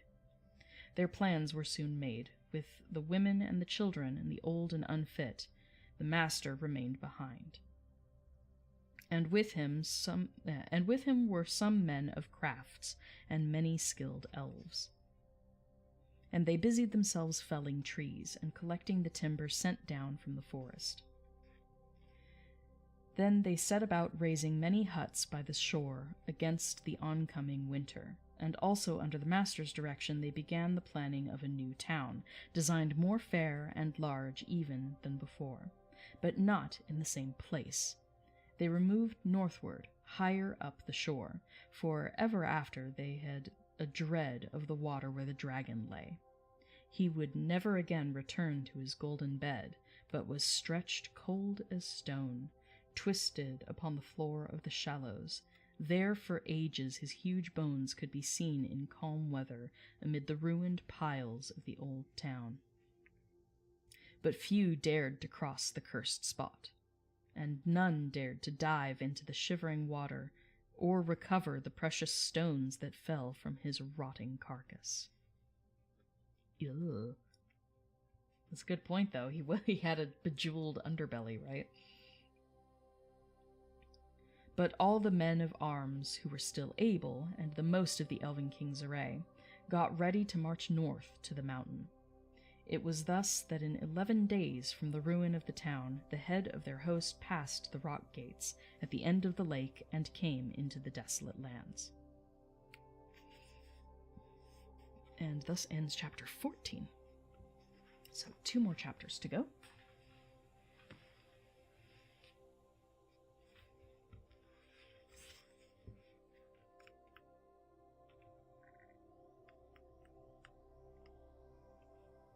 Okay, we're going to 246, so 16 more pages. So we're over halfway through for today.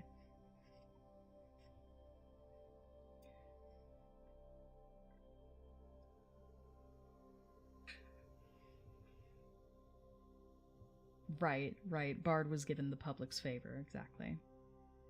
In a way, the people did elect Bard to be king. That's fair. That's fair. Because if they had taken up a poll right then, Bard definitely would have won. In a way, the people did elect Bard. Yeah, I saw that. Under whom's influence was Lake Town, or was it a free city?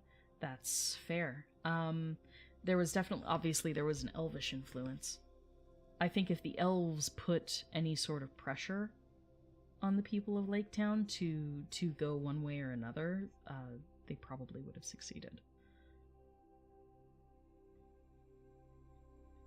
So if Thranduil had made up his mind that he wanted to deal with the Master instead of with Bard, he probably could have turned people. Just by being like, well, if you keep the Master, you get my aid, and if you go with Bard, you don't. So what do you think you're going to do? He could have used his influence to do that sort of thing. Because the withholding of aid is really powerful in a time of devastation like that. If it wasn't for Mr. End of a Bag, the dwarves would indeed have a bad case of the burnt to death. You'd die for the bones. I mean, like, yeah. Why not?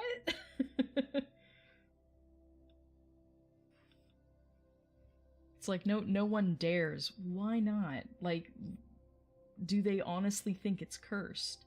And would it be cursed? Like, is there reason to believe that that area would be cursed? Because obviously, they're taking back the mountain of Erebor, right?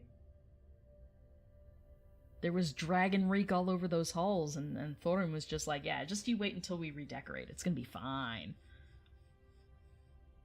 So I'm thinking that that the humans, if they just had the guts and weren't so superstitious, could have gone down and gotten all the jewels from the rotting carcass of the dragon in the lake.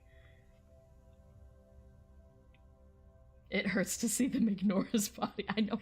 Why aren't you looting the corpse? Of all the corpses to not loot. That's so funny. It's totally accurate, though. It's like, we know he was crusted with jewels. Why aren't we going down there and getting them? Legit, though. Totally legit. Give me them dragon bones. Yeah, do you know how much those dragon bones and the teeth would go for in the black market? Come on.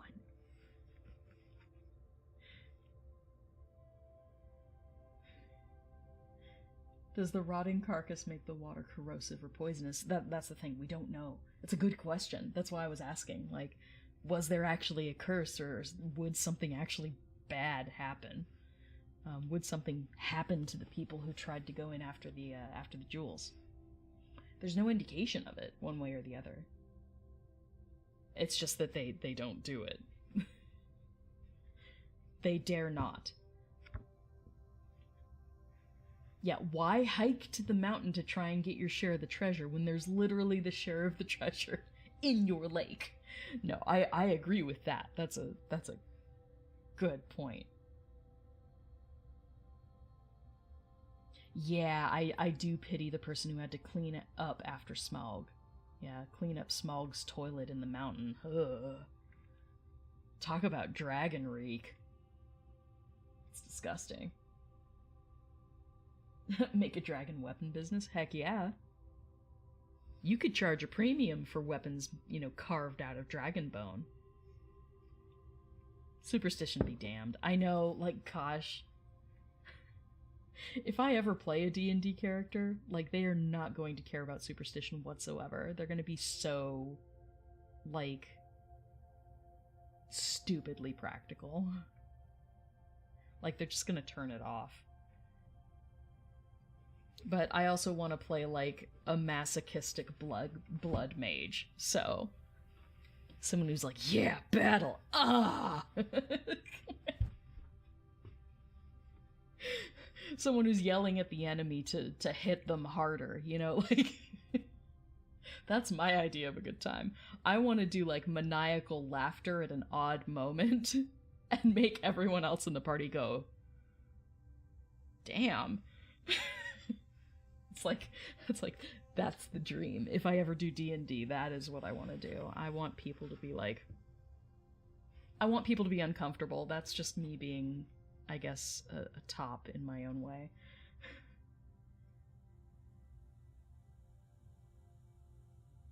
A cleric with some kind of luck god on their side, yeah.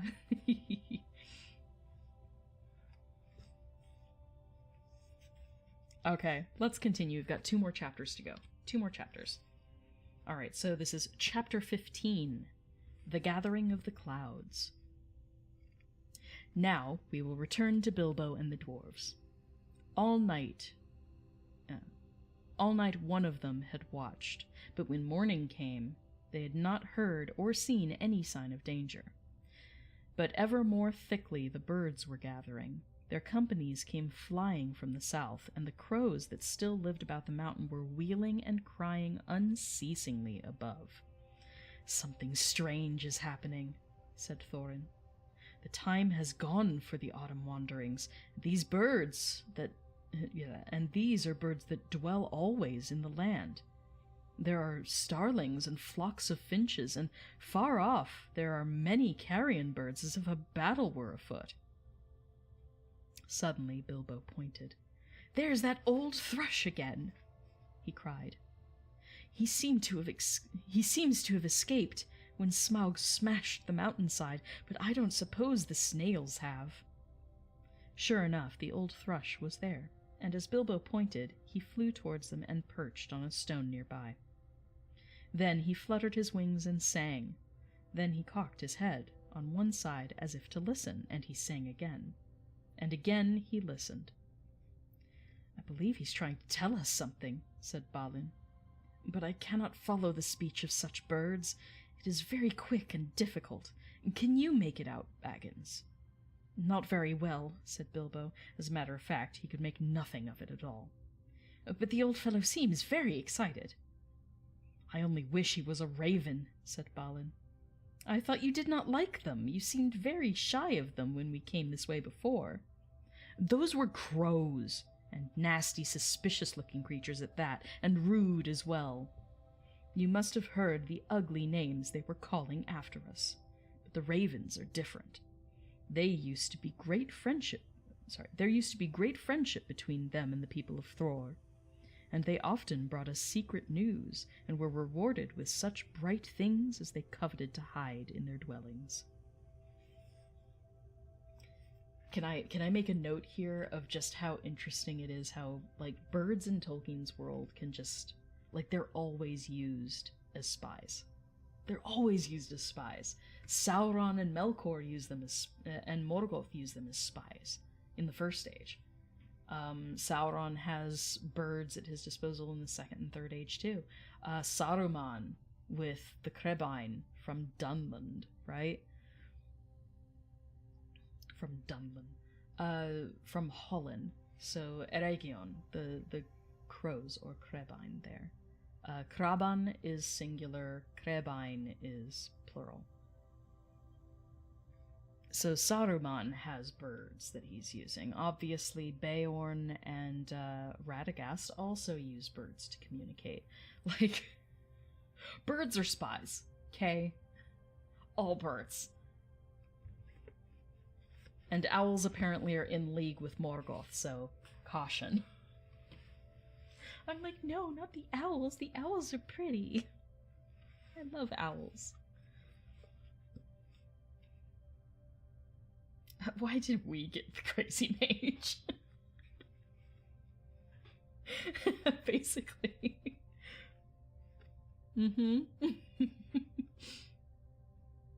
That or just a really hypersexual bard would be really fun to play.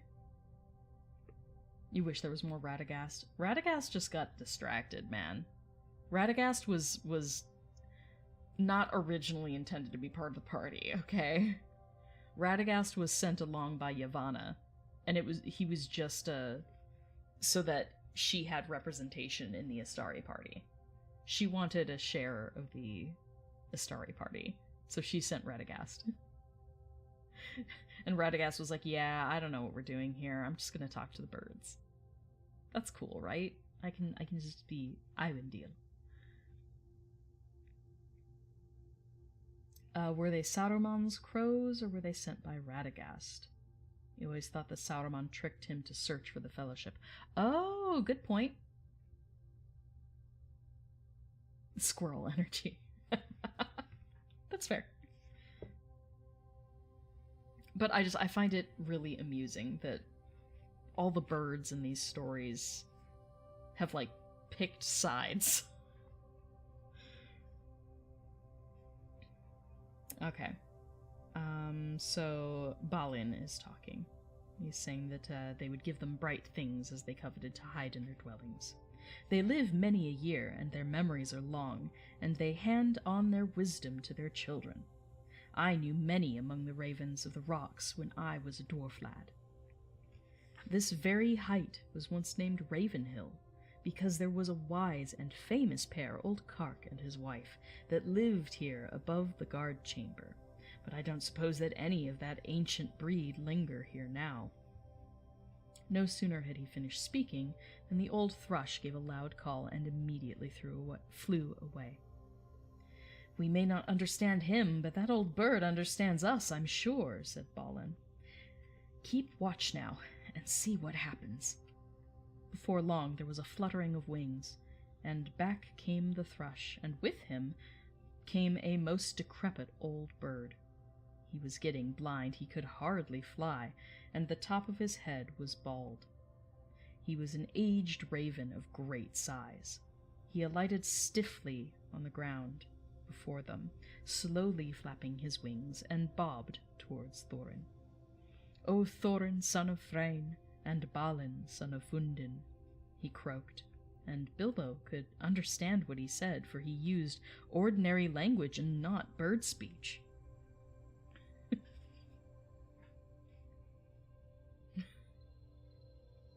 I am Roak, son of Kark. Kark is dead.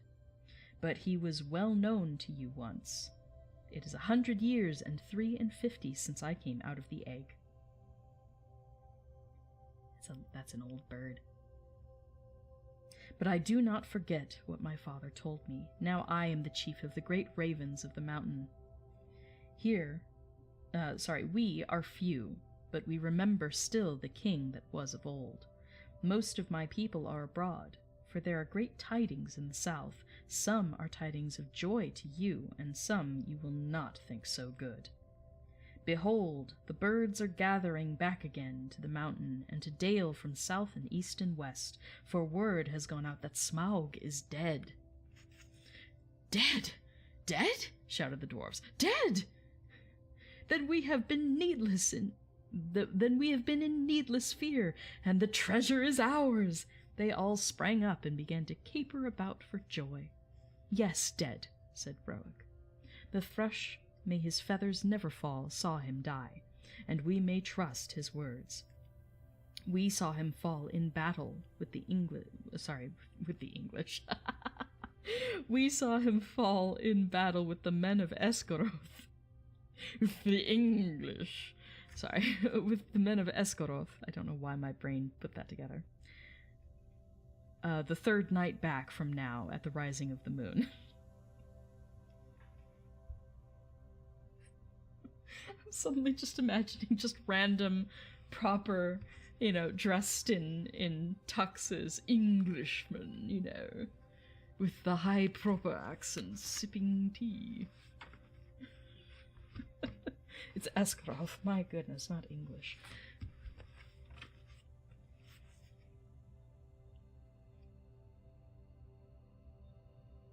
I think my brain just saw E, S, G, and H and put English together.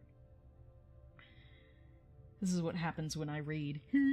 This is why I read so slow, okay? He saw him fall in battle with the men of Esgaroth the third night back from now, at the rising of the moon. Better. It was some time before Thorin could bring the dwarves to be silent and listen to the raven's news. At length, when he had told all the tale of the battle, he went on. So much for joy, Thorin Oakenshield. You may go back to your halls in safety. All the treasure is yours, for the moment.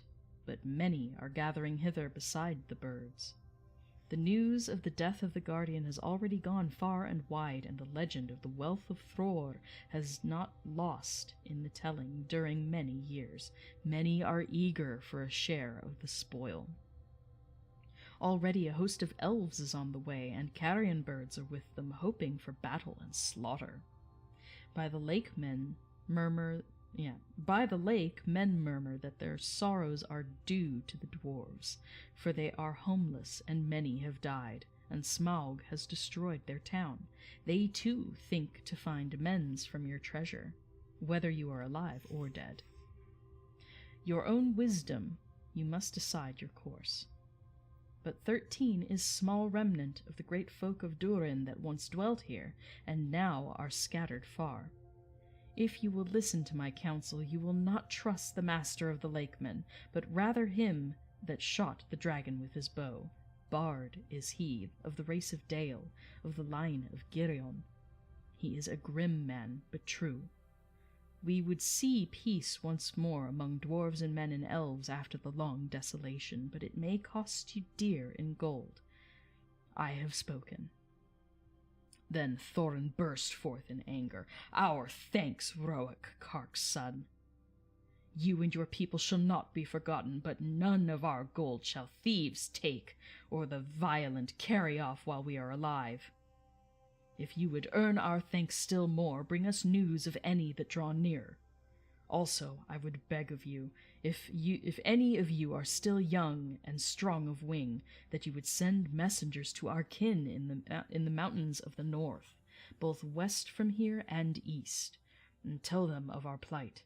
But go specially to my cousin Dain in the Iron Hills, for he has many people well armed, and dwells nearest to this place. Bid him hasten. I will not say if this counsel be good or bad, croaked Rourke, but I will do what can be done. Then off he slowly flew. "Back now to the mountain," cried Thorin. "We have little time to lose." "And little food to use," cried Bilbo, always practical on such points. In any case, he felt that the adventure was, properly speaking, over with the death of the dragon, in which he was much mistaken. And he would have given most of his share of the profits for a peaceful winding up of these affairs. He's such a hobbit. "Back to the mountain!" cried the dwarves as if they had not heard him. So back he had to go with them. As you have heard some of the events already, you will see that the dwarves still had some days before them. They explored the caverns once more, and found, as they expected, that only the front gate remained open. All the other gates, except of course the small secret door, had long ago been broken and blocked by Smaug, and no sign of them remained. So now they began to labor hard in fortifying the main entrance, and in making a new path that led from it. Tools were to be found in plenty that the miners and quarriers and builders of old had used, and at such work the dwarves were still very skilled.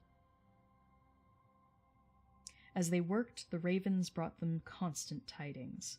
In this way they learned that the Elven King had turned aside to the lake, and they still had breathing space. Better still, they heard that 3 of their ponies had escaped and were wandering wild far down the banks of the running river, not far from where the rest of their stores had been left. So while the others went on with their work, Fili and Kili were sent, guided by the raven, to find the ponies and bring back all they could. They were 4 days gone, and by that time they knew the joining armies of the lake men and the elves were hurrying toward the mountain. But now their hopes were higher, for they had food for some weeks with care, chiefly cram, of course, and they were very tired of it, but cram is much better than nothing. And already the gate was blocked with a wall of stones, of squared stones laid dry, but very thick and high across the opening. There were holes in the wall through which they could see or shoot, but no entrance. They climbed in or out with ladders and hauled stuff up with ropes.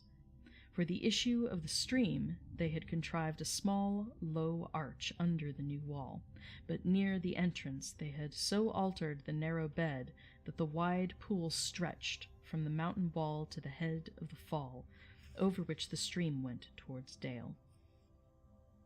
Approach to the gate was now only possible without swimming along a narrow ledge of the cliff. To the right as one looked outwards from the wall.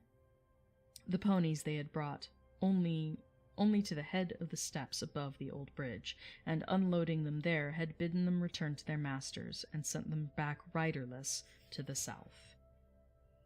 There came a night when suddenly there were many lights as of fires and torches away south in Dale before them. "They have come," called Balin, "and their camp is very great.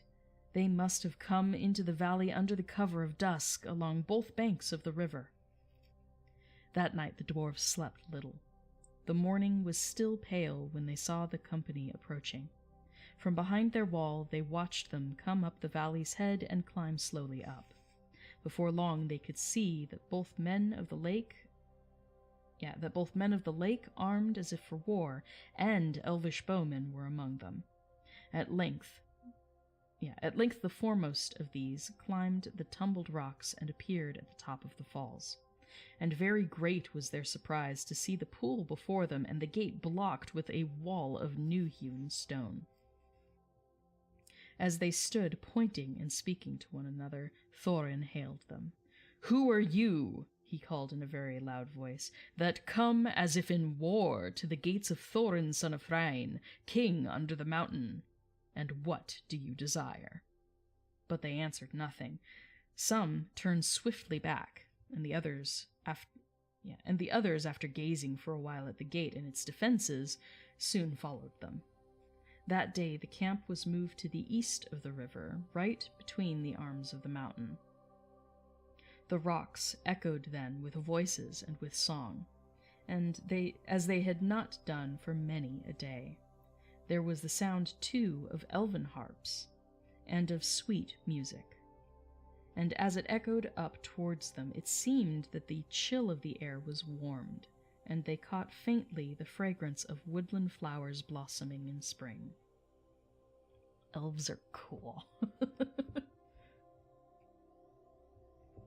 Yeah, Thorin is peeking his crazy. Indeed.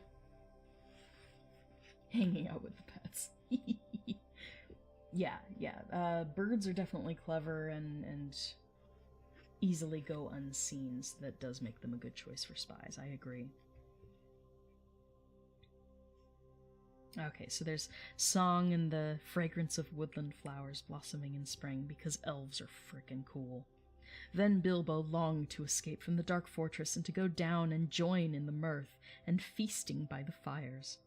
Some of the younger dwarves were moved in their hearts, too, and they muttered that they wished things had fallen out otherwise and that they might welcome such folk as friends.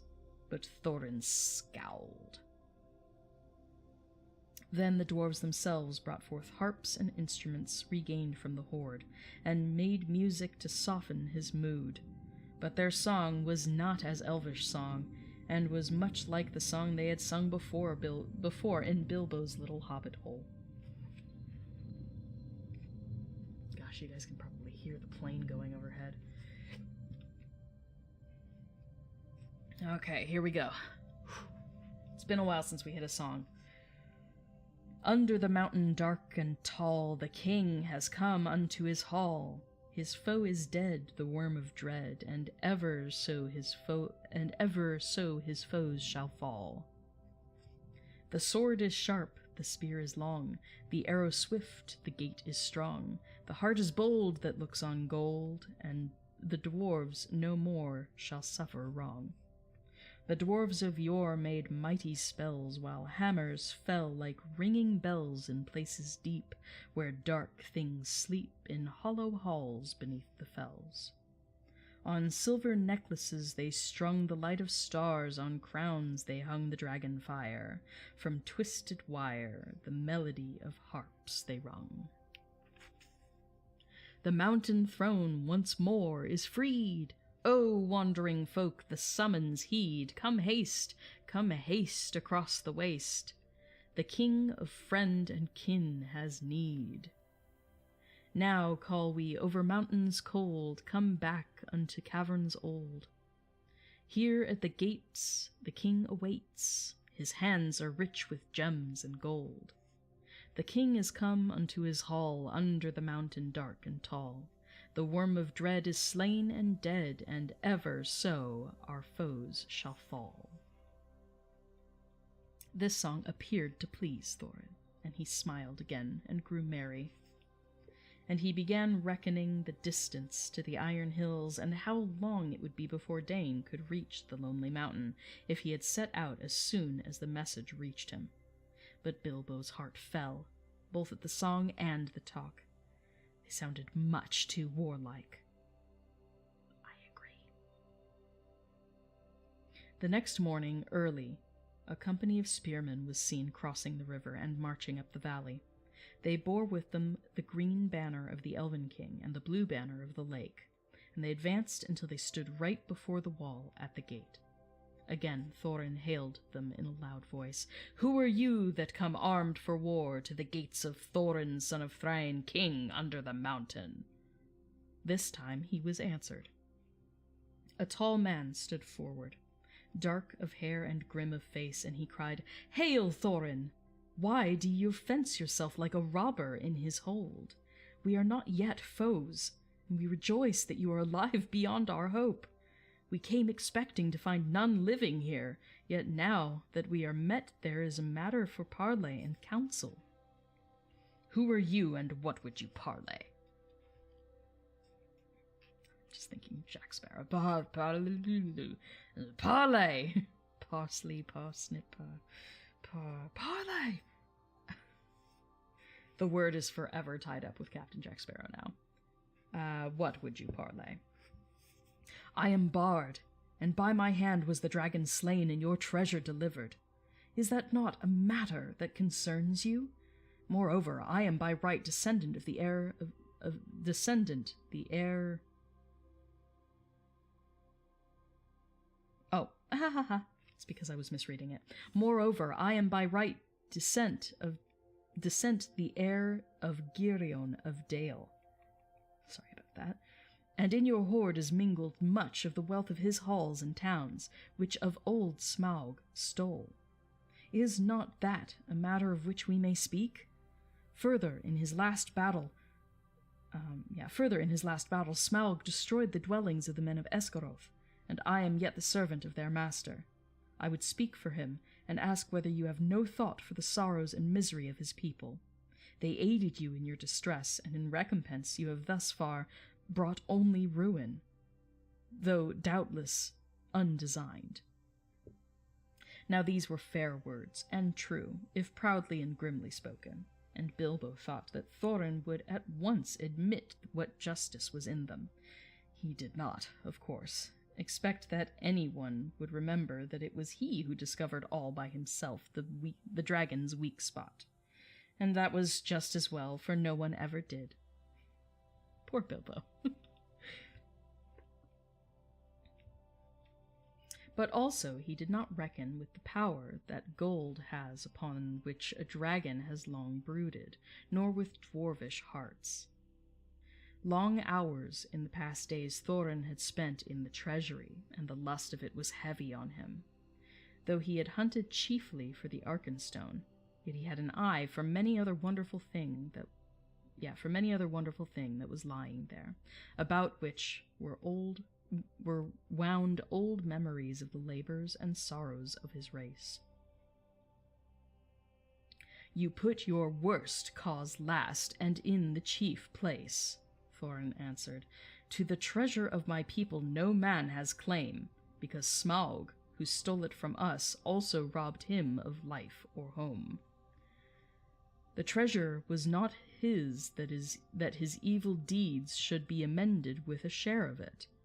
The price of the goods and the assistance that we received of the Lakemen we will fairly pay in due time, but nothing will we give, not even a loaf's worth, under threat of force.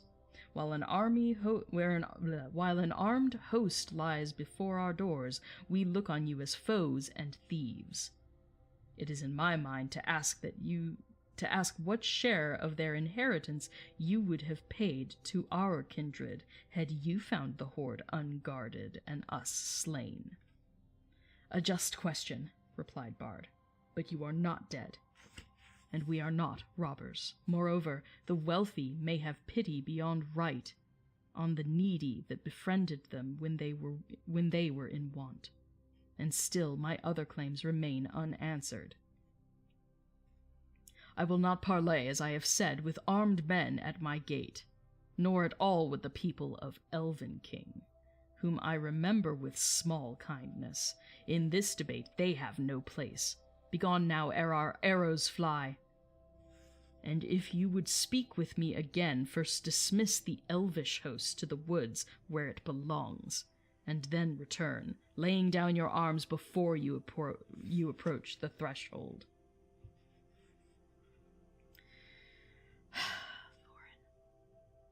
The Elven King is my friend, and he has succored the people of the lake and in their need. And their need. I really threw an accent in there by mistake. And he has succored the people of the lake in their need, though they had no claim but friendship on him, answered Bard. We will give you time to repent your words. Gather your wisdom ere we return. And then he departed and went back to the camp. Ere many hours were past, the banner-bearers returned, and trumpeters stood forth and blew a blast.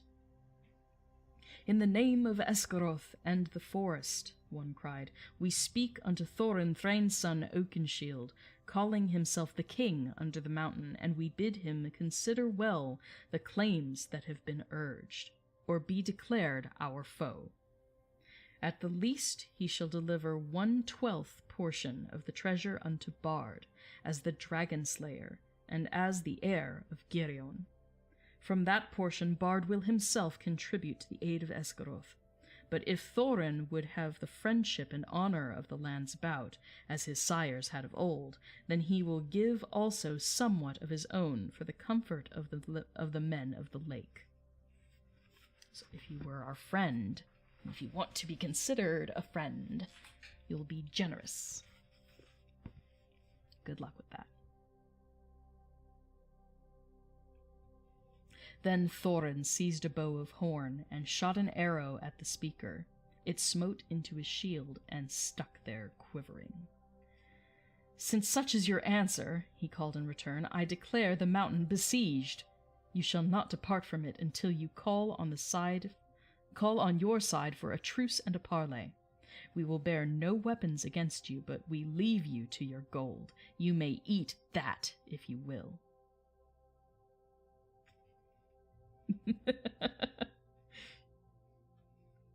With that, the messengers departed swiftly, and the dwarves were left to consider their case. So grim had Thorin become that even if they had wished, the others would not have dared to find fault with him. But indeed most of them seemed to share his mind, except perhaps old fat Bombur and Fili and Kili. Bilbo, of course, disapproved of the whole turn of affairs.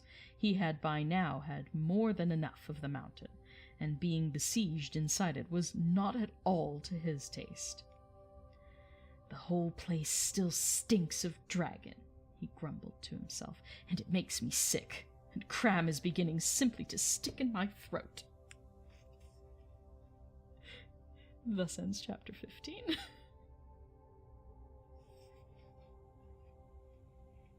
Yeah, but what about the brains of the operation? Oh, hey, Arwen, thank you. I'm glad I can be a background while you work. That's awesome. Yeah, absolutely. Thank you, Hella. I appreciate you being here. You're probably not here anymore, but thank you for being here.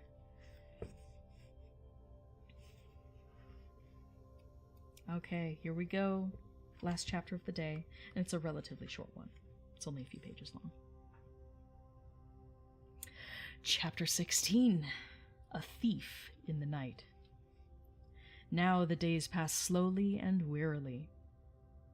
Many of the dwarves spent their time piling and ordering the treasure, and now Thorin spoke of the Arkenstone of Thrain, and bade them eagerly to look for it in every corner. "For the Arkenstone of my father," he said, "is worth more than a river of gold in itself, and to me it is beyond price.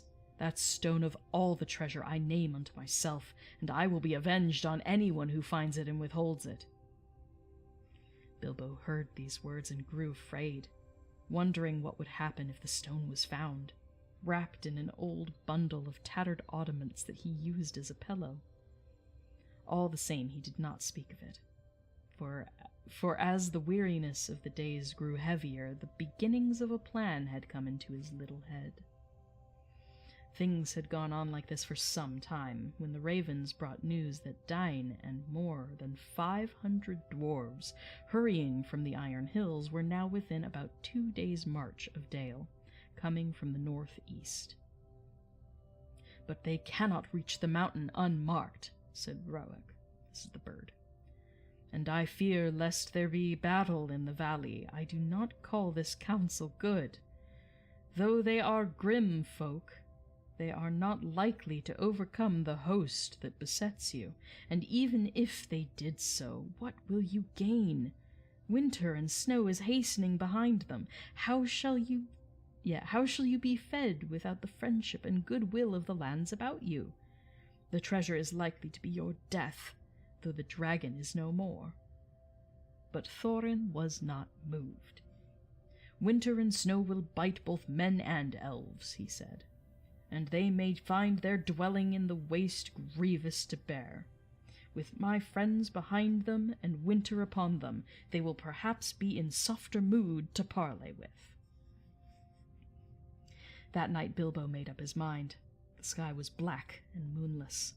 As soon as it was full dark, he went to a corner of an inner chamber just within the gate and drew from his bundle a rope, and also the Arkenstone wrapped in a rag. Then he climbed to the top of the wall, Only Bombur was there, for it was his turn to watch, and the dwarves kept only one watchman at a time. "It is mighty cold," said Bombur. "I wish we could have a fire up here, as they have in the camp."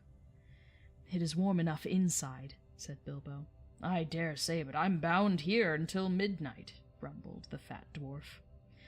"A sorry business altogether. Not that I venture to disagree with Thorin. May his beard grow ever longer. Yet he was ever a dwarf with a stiff neck." "Not as stiff as my legs," said Bilbo. "And I am tired of stairs and stone passages.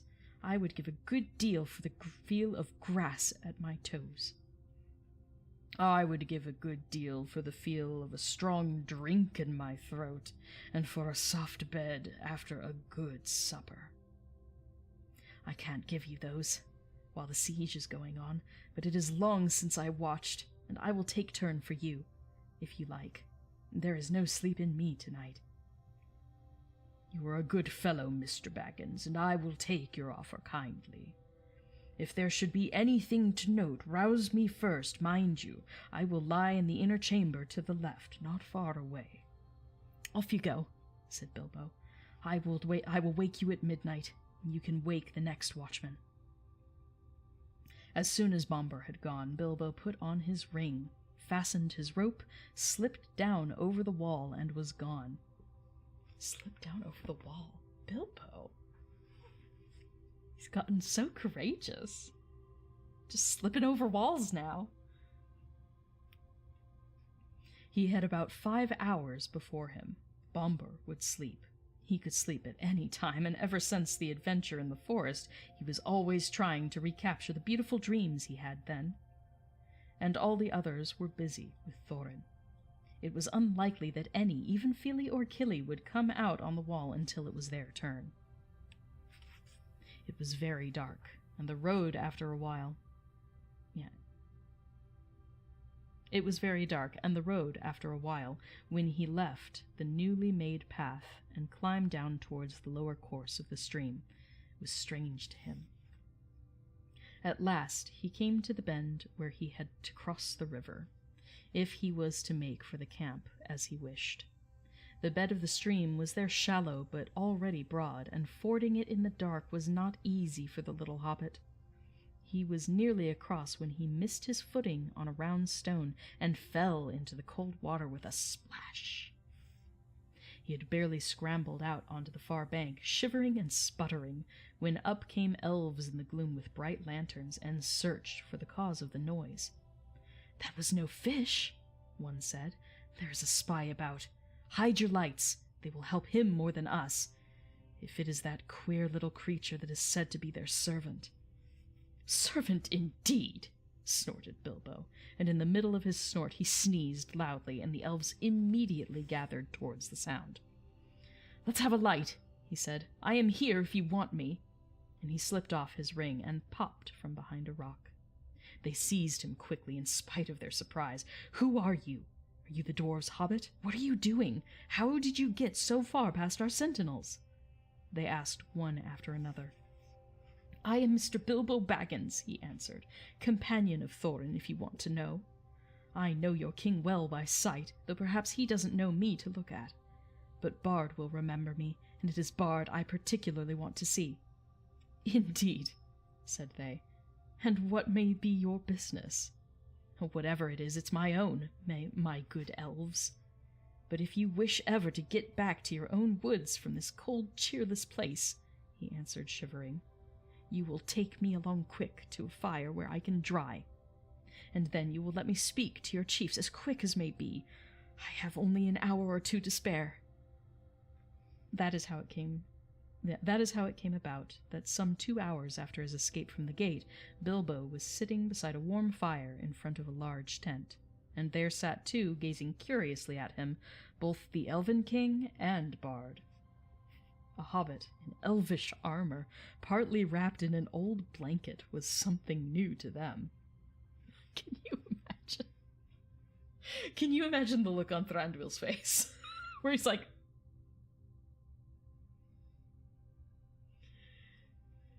He must have been so shocked. Like, this tiny little halfling wearing elven armor. Like, what on earth? He's never seen him before because he never spotted him in the halls back when Bilbo was saving the dwarves.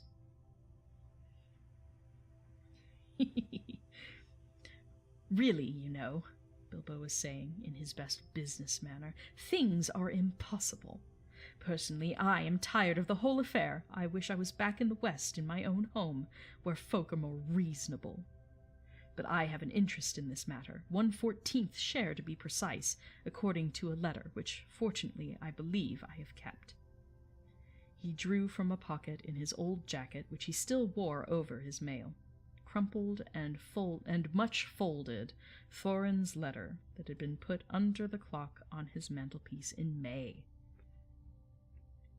A share in the profits, mind you, he went on. I am aware of that. Personally, I am only too ready to reconsider all your claims carefully and deduct what is right from the total before putting in my own claim. However, you don't know Thorin Oakenshield as well as I do now. I assure you he is quite ready to sit on a heap of gold and starve as long as you sit here. Well, let him, said Bard. Such a fool deserves to starve. Quite so, said Bilbo. I see your point of view. At the same time, winter is coming on fast. Before long you will be having snow and whatnot, and supplies will be difficult, even for elves, I imagine. Also, there will be other difficulties. Have you not heard of Dane and the dwarves of the Iron Hills? We have, a long time ago, but what has he got to do with us? Asked the king. I thought as much. I see I have some information you have not got. Dane, I may tell you, is now less than 2 days' march off, and has at least 500 grim dwarves with him. A good many of them have had experience in the dreadful dwarf and goblin wars, of which you have no doubt heard. When they arrive, there may be serious trouble. Why do you tell us this? Are you betraying your friends, or are you threatening us? Asked Bard grimly. My dear Bard, squeaked Bilbo. Don't be so hasty. I never met such suspicious folk. I am merely trying to avoid trouble for all concerned. Now I will make you an offer. Let us hear it, they said.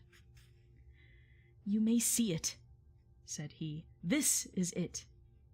Sorry, it is this. And he drew forth the Arkenstone and threw away the wrapping. The elven king himself, whose eyes were used to things of wonder and beauty, stood up in amazement. Even Bard gazed marveling at it in silence. It was as if a globe had been filled with moonlight and hung before them in a net woven of the glint of frosty stars. This is the Arkenstone of Thrain, said Bilbo, the heart of the mountain, and it is also the heart of Thorin. He values it above a river of gold. I give it to you. It will aid you in your bargaining. Then Bilbo, not without a shudder, not without a glance of longing, handed the marvelous stone to Bard, and he held it in his hand as though dazed. But how is it yours to give? He asked at last with an effort. Oh, well, said the hobbit uncomfortably, it isn't exactly, but, well, I am willing to let it stand against all my claim, don't you know? I may be a burglar, or so they say. Personally, I never really felt like one. But I am an honest one, I hope. More or less. Anyway, I'm going back now, and the dwarves can do what they like to me. I hope you will find it useful. The Elven King looked at Bilbo with a new wonder. Bilbo Baggins, he said. You are more worthy to wear the armor of elf princes than many that have looked more comely in it. But I wonder if Thorin Oakenshield will see it so. I have more knowledge of dwarves in general than you have, perhaps. I advise you to remain with us, and here you shall be honored and thrice welcome. Thank you very much, I am sure, said Bilbo with a bow. But I don't think I ought to leave my friends like this, after all we have gone through together. And I promise to wake old Bombur at midnight, too. I really must be going, and quickly. Nothing they could say would stop him, so an escort was provided for him, and as he went, both the king and bard saluted him with honor. As they passed through the camp, an old man wrapped in a dark cloak rose from the tent where he was sitting and came towards them. "Well done, Mr. Baggins," he said, clapping Bilbo on the back. "There is always more about you than anyone expects." It was Gandalf. For the first time for many a day, Bilbo was really delighted. But there was no time for all the questions that he immediately wished to ask. "All in good time," said Gandalf. "Things are drawing towards the end now, unless I am mistaken. There's an unpleasant time just in front of you, but keep your heart up. You may come through all right. There is news brewing that even the ravens have not heard. Good night." Puzzled, but cheered, Bilbo hurried on. He was guided to a safe ford and set across dry. And then he said farewell to the elves and climbed carefully back towards the gate. Great weariness began to come over him, but it was well before midnight when he clambered up the rope again. It was still where he had left it. He untied it and hid it. And then he sat down on the wall and wondered anxiously what would happen next. At midnight he woke up Bombur, and then in turn rolled himself up in his corner without listening to the old dwarf's thanks, which he felt he had hardly earned. He was soon fast asleep, forgetting all his worries till the morning. As a matter of fact, he was dreaming of eggs and bacon. Thus ends chapter 16. And thus ends today's reading. I love the reactions of Bard and the Elven King when it comes to him just, handing over the biggest bargaining chip they could ever want. It's so good. Thrice welcomed. Hello, hello, hello, Mr. Bilbo. Bombur is kind of sweet. He's just really pure. He just wants the comforts, right? 100% Taurus energy. Wants the comforts of home, and he'll do his part if he has to, but really he just wants to sleep and eat and make merry. Poor Master End of a Bag. Yeah, Bilbo sweating bullets. I can only imagine how nervous he was. But I love how shocked Thranduil and Bard are by him. Alright, so we are nearing the end of the book. We only have one more reading, and we'll be done. It's only taken 7 weeks to get through the entirety of The Hobbit. That's not bad at all. And if you had read as much as I did each stream, you could have finished it in 1 week, if you did that every day. Alright, so next stream will be on Saturday, where we will hit the Lays of Beleriand again, continue reading the Lay of Leithian. So if you enjoy the story of Beren and Luthien, or you just like poetry, I hope you'll join me on Saturday. But it is now noon here, and I have a lot of stuff to do today. Not the least of which is getting some more videos edited so I can post something on TikTok that isn't, in response to the promo images from Rings of Power. So that is it. Yeah, Mr. Baggins wants a full meal and nothing else. I agree. Poor guy. But that is it for me today. I'm excited that we've made so much headway in these books. It's really exciting to me. So, let's see. We have Saturday this weekend, and then the following week. So next Wednesday we'll finish The Hobbit, and not this upcoming Saturday, but the Saturday after that we will be finishing the Lays of Beleriand as well. And then I will be taking at least 1 week off in order to help my dad recover from knee surgery. So I won't even be home. I'm planning on taking, I think, my ring light and just my phone with me. So I won't be streaming anything, I don't think. But at the very least, I can do lives on TikTok, and I can also make more content while I'm up there. So I'm going to try and keep producing some regular content on TikTok while I'm gone. Lord knows I have plenty of video ideas. I just need to follow through with them. I am not on the West Coast. I'm in Arizona, but Arizona is currently on Pacific time. We do not change our clocks here. So there is no daylight savings time here in Arizona, which means that because everyone else shifts, we flip-flop between being on Pacific Coast time and Mountain time. So sometimes there's a 3-hour time difference to the East Coast, and sometimes there's a 2-hour difference to the East Coast. Everyone else moves, and we just stay here. It's very strange for me to go to other states and then have to switch my clocks back and forth. So weird. Oh, same with Hawaii. Cool. I did not know that. I knew that Arizona was one of few, very few. You got really excited. Really excited. Why are you a West Coaster? I mean, I was born in California, if that makes a difference. I was born in SoCal. Like the Pasadena area, that whole area. Most of my extended family is still there.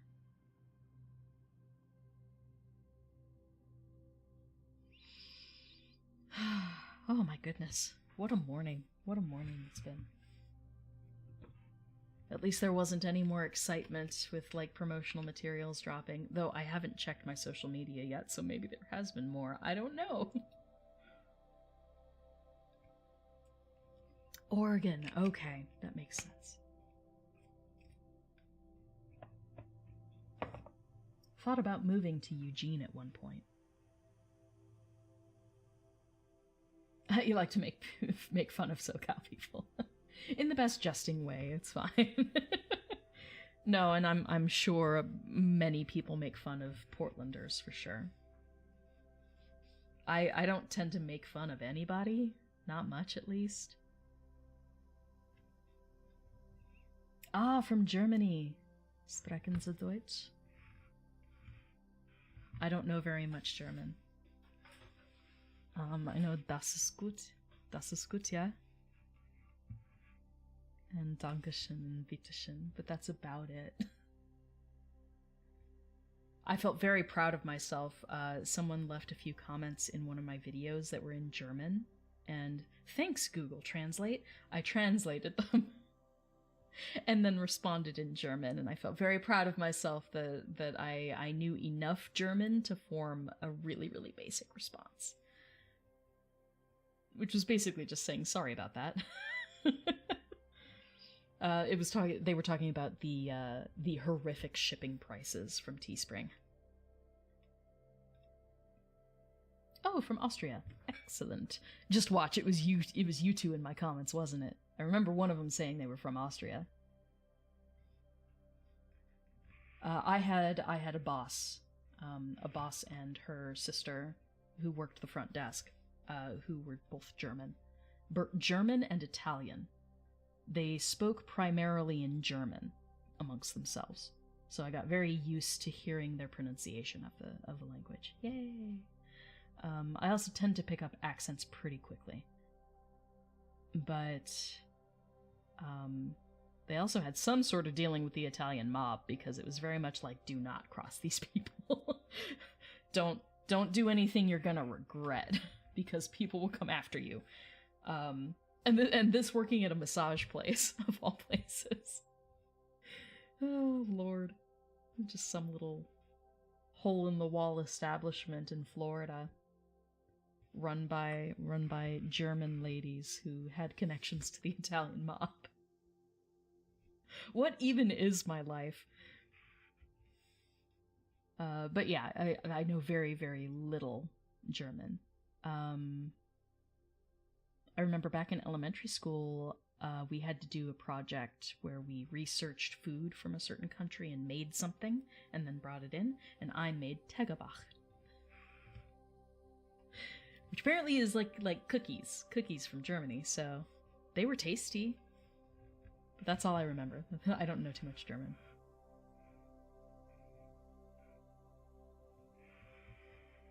I would probably do better in German class than I did in French class, though. I took French, but only for literally 1 day. I was in French class for 1 day, and I was like, yeah, this is not going to work out. It's not going to work for me. I took 3 years of Spanish and 3 years of Japanese. But French was a no-go, because it's not phonetic at all. There are way too many rules for what letters get silenced half the time, and it's not even consistent because of liaison and stuff like that, where, you know, depending on the next word starting with a consonant or a vowel, then it either makes the word end with an S or the S disappears. No. Like vous appelez-vous, but it's voulez-vous. Why you gotta do that? I hate French. It just would have taken me forever to learn it, that's all. German has strict rules, exactly. I appreciate a language that follows its own rules. I'm so happy that I was born and raised speaking English, because I would never learn this hot mess of a language otherwise. You can only say I am a potato. It's like me in Spanish, soy un guisante. I'm the pea. It's because when my sister was taking Spanish, my sister's 4 years older than me, or my sibling, sorry. They are 4 years older than me. And in their Spanish class, I think they were in high school at the time, the teacher made all these felt vegetables and basically did like a VeggieTales kind of thing. At least it wasn't religious based, but like made little stories for, you know, the tomato and the cucumber and the corn and the pea, the little pea. So it was Señor Guisante. Señor Guisante! So I learned, that was like one of the first Spanish words that I learned was guisante, as peas. Yeah, oh yeah. Like, English will blindside you every single time. Yeah, you think you understand past tense and then the irregular verbs just jump out and choke you. They go for the jugular, man. Just, oh man, the tenses in English are a nightmare. Oh, my British accent? Oh, thanks. I feel very self-conscious about my accents. Because I try them, and often when I'm reading to myself, I'm doing the accents in my head. To me now, elves just by default have British accents, okay? So whenever an elf is speaking, like, I don't know if did I do a British accent for Thranduil without even thinking about it? I didn't even think about it. If I did, I didn't even think about it. It's so ingrained at this point. But when I'm reading fan fiction or reading back through something that Sandra and I wrote together, constantly using British accents. Constantly. And I tend to read dwarves with a bit more of the sort of Scottish brogue to them. And a lot of trilled R's and or it's just kind of in the back of the throat. The back of the throat. Sure. English is pretty easy. But that may be because there's no language with more tenses and declinations than Latin. Oh man, Latin. Yeah, no.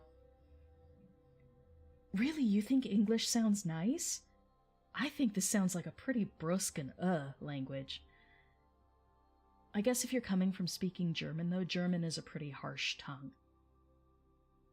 I don't like to say things like it grates on the ears because that comes with like a really negative connotation, but it's a rougher sounding language. Y'all use consonants in the back of the throat a lot more.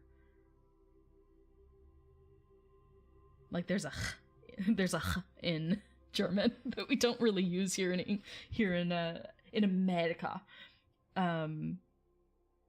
We don't use very much of the sound in America. There's just not a lot of words that use it. Like Bach and the Loch Ness Monster. But again, that's with a Scottish accent, so the Scots uses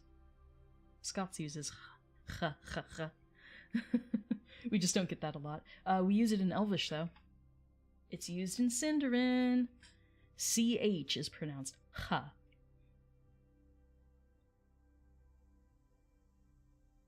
Spanish immersion school. Ooh. I can't even imagine. Immersion frightens the heck out of me. Like, that's basically, like, live or die. Learn the language or perish.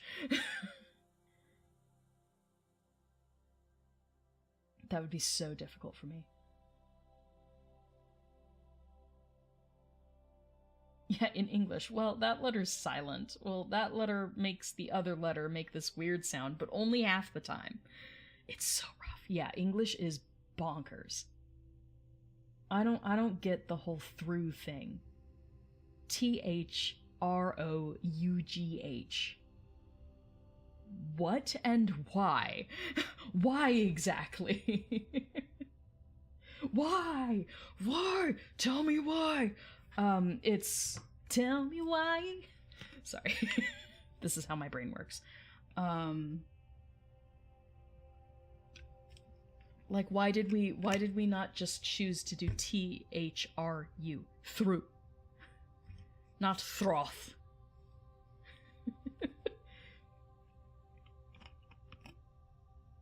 English sounds softer. Associate it with your favorite songs and books. Okay, that's fair. Yeah, popular culture will definitely do that. So you guys who are living in Austria and Germany,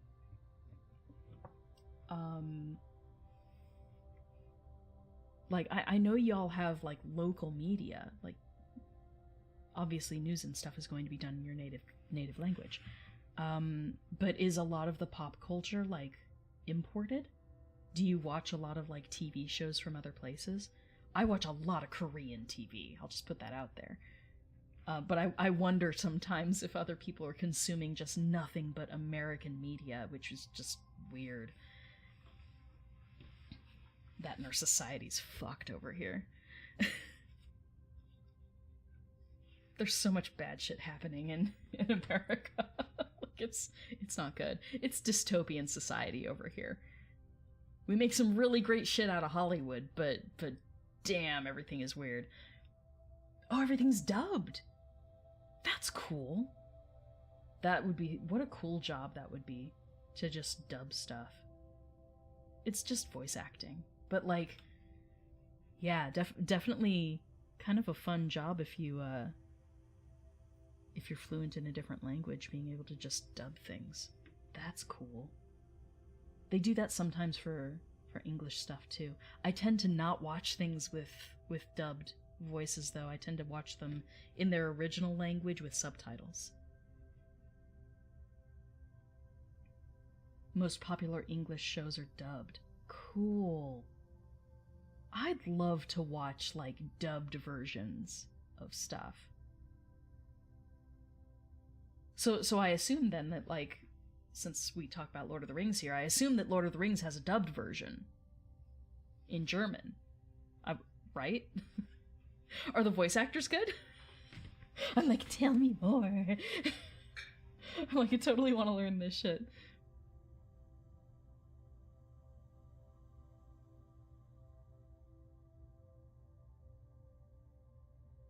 All the games are dubbed, for example. Yeah, games make sense to me because you're having to do voice acting anyway for video games, so it makes sense to have multiple language tracks. That's super cool.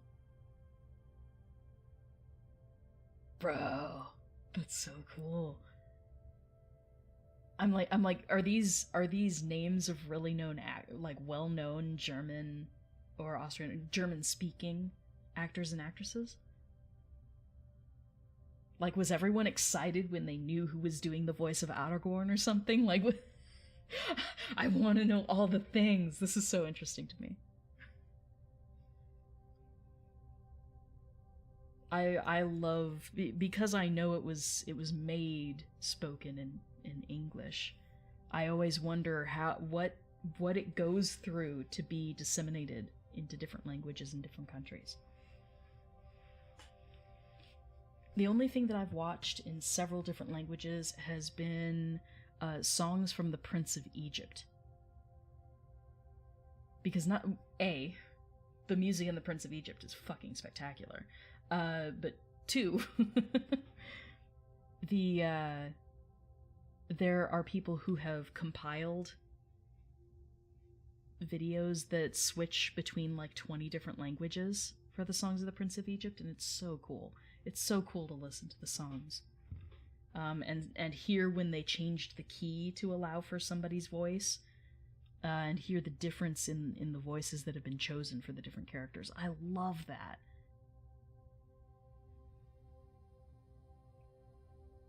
Sometimes the names are changed. Oh. Boatlin? Instead of Bilbo?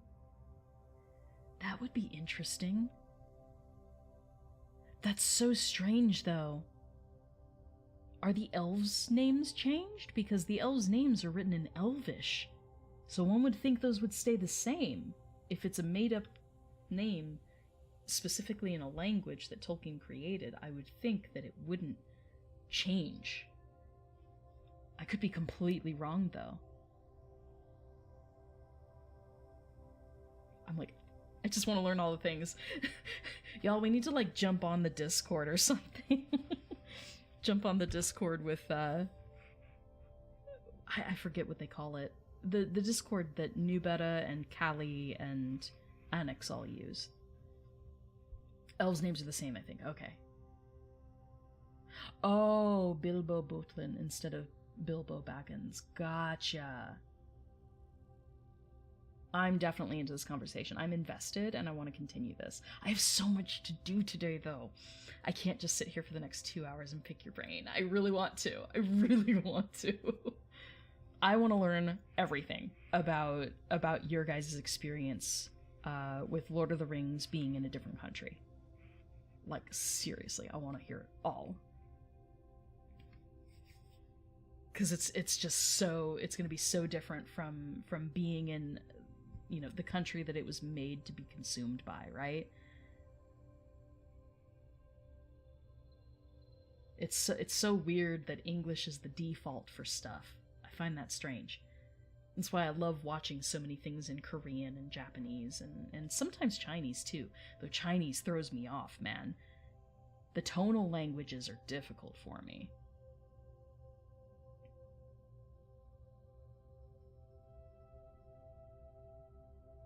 Regular voice actors aren't that famous. They just do dubbing. Oh, okay. Most of the time, one actor speaks every time for a specific actor. Okay.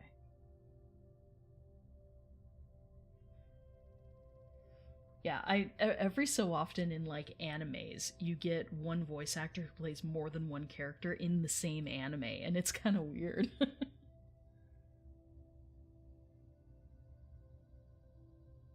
Bag to boot. Yeah. Or boat? Boot? Boat? I don't know. I don't know how vowels work in German. It's a guessing game for me. Elvish names are the same. Baggins just sounds strange if it's pronounced in German. Oh, that makes sense. Because wouldn't it be Bakkens? Bakkens? Bilbo Bakkens?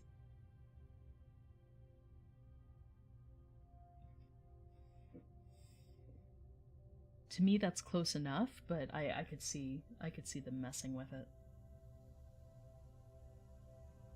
Now I want to see if, like, the other language tracks are available on my discs. I don't have the actual cases though anymore. I just have the discs by themselves. So I would have to look. Actually, I have the box set. I have the box set of the extended Blu-rays. I'll look on there and see what languages are included. They probably have French and Spanish. Those are usually included in our region here. You have to go eat dinner. Yeah, I need to go and actually do shit that I'm supposed to be doing today. But I'm loving this conversation. Thank you guys for joining me. I will be back on Saturday for more reading. And yeah, give me a poke on Discord or something. I would love to chat more about this. I don't know if you guys on the Discord server? The one with Annex, Kali, and New Beta? If you guys are on that Discord, we should totally meet up there. Otherwise, give me a poke. Give me a poke on, like, Twitter. Yeah, I want to be, this would be a really fun conversation to continue. But especially if you guys are over in the EU. It's definitely nighttime over there. Get some rest. What's the Discord? Let me look it up. Oops. Wrong window.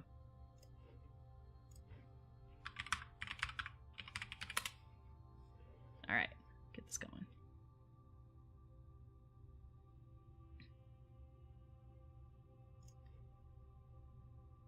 Okay, what's it called?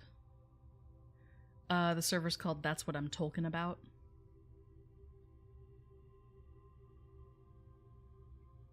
Is there a way to... How does one invite to a Discord server? Discord is not my thing. Like, I'll say that from the get-go. I do not know what I'm doing here. I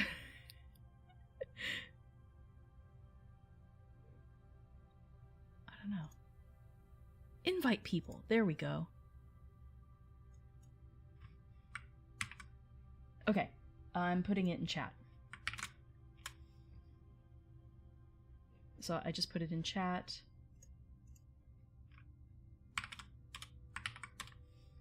Spam it a little bit, and I'll put it over in Twitch as well. Okay. Triumph. So there you go. That is the Discord server. You all are welcome. I'm there. I'm sure we can find whichever channel they would want us to use.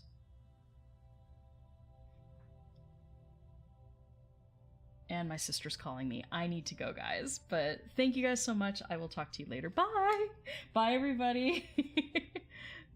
I gotta stop for the day.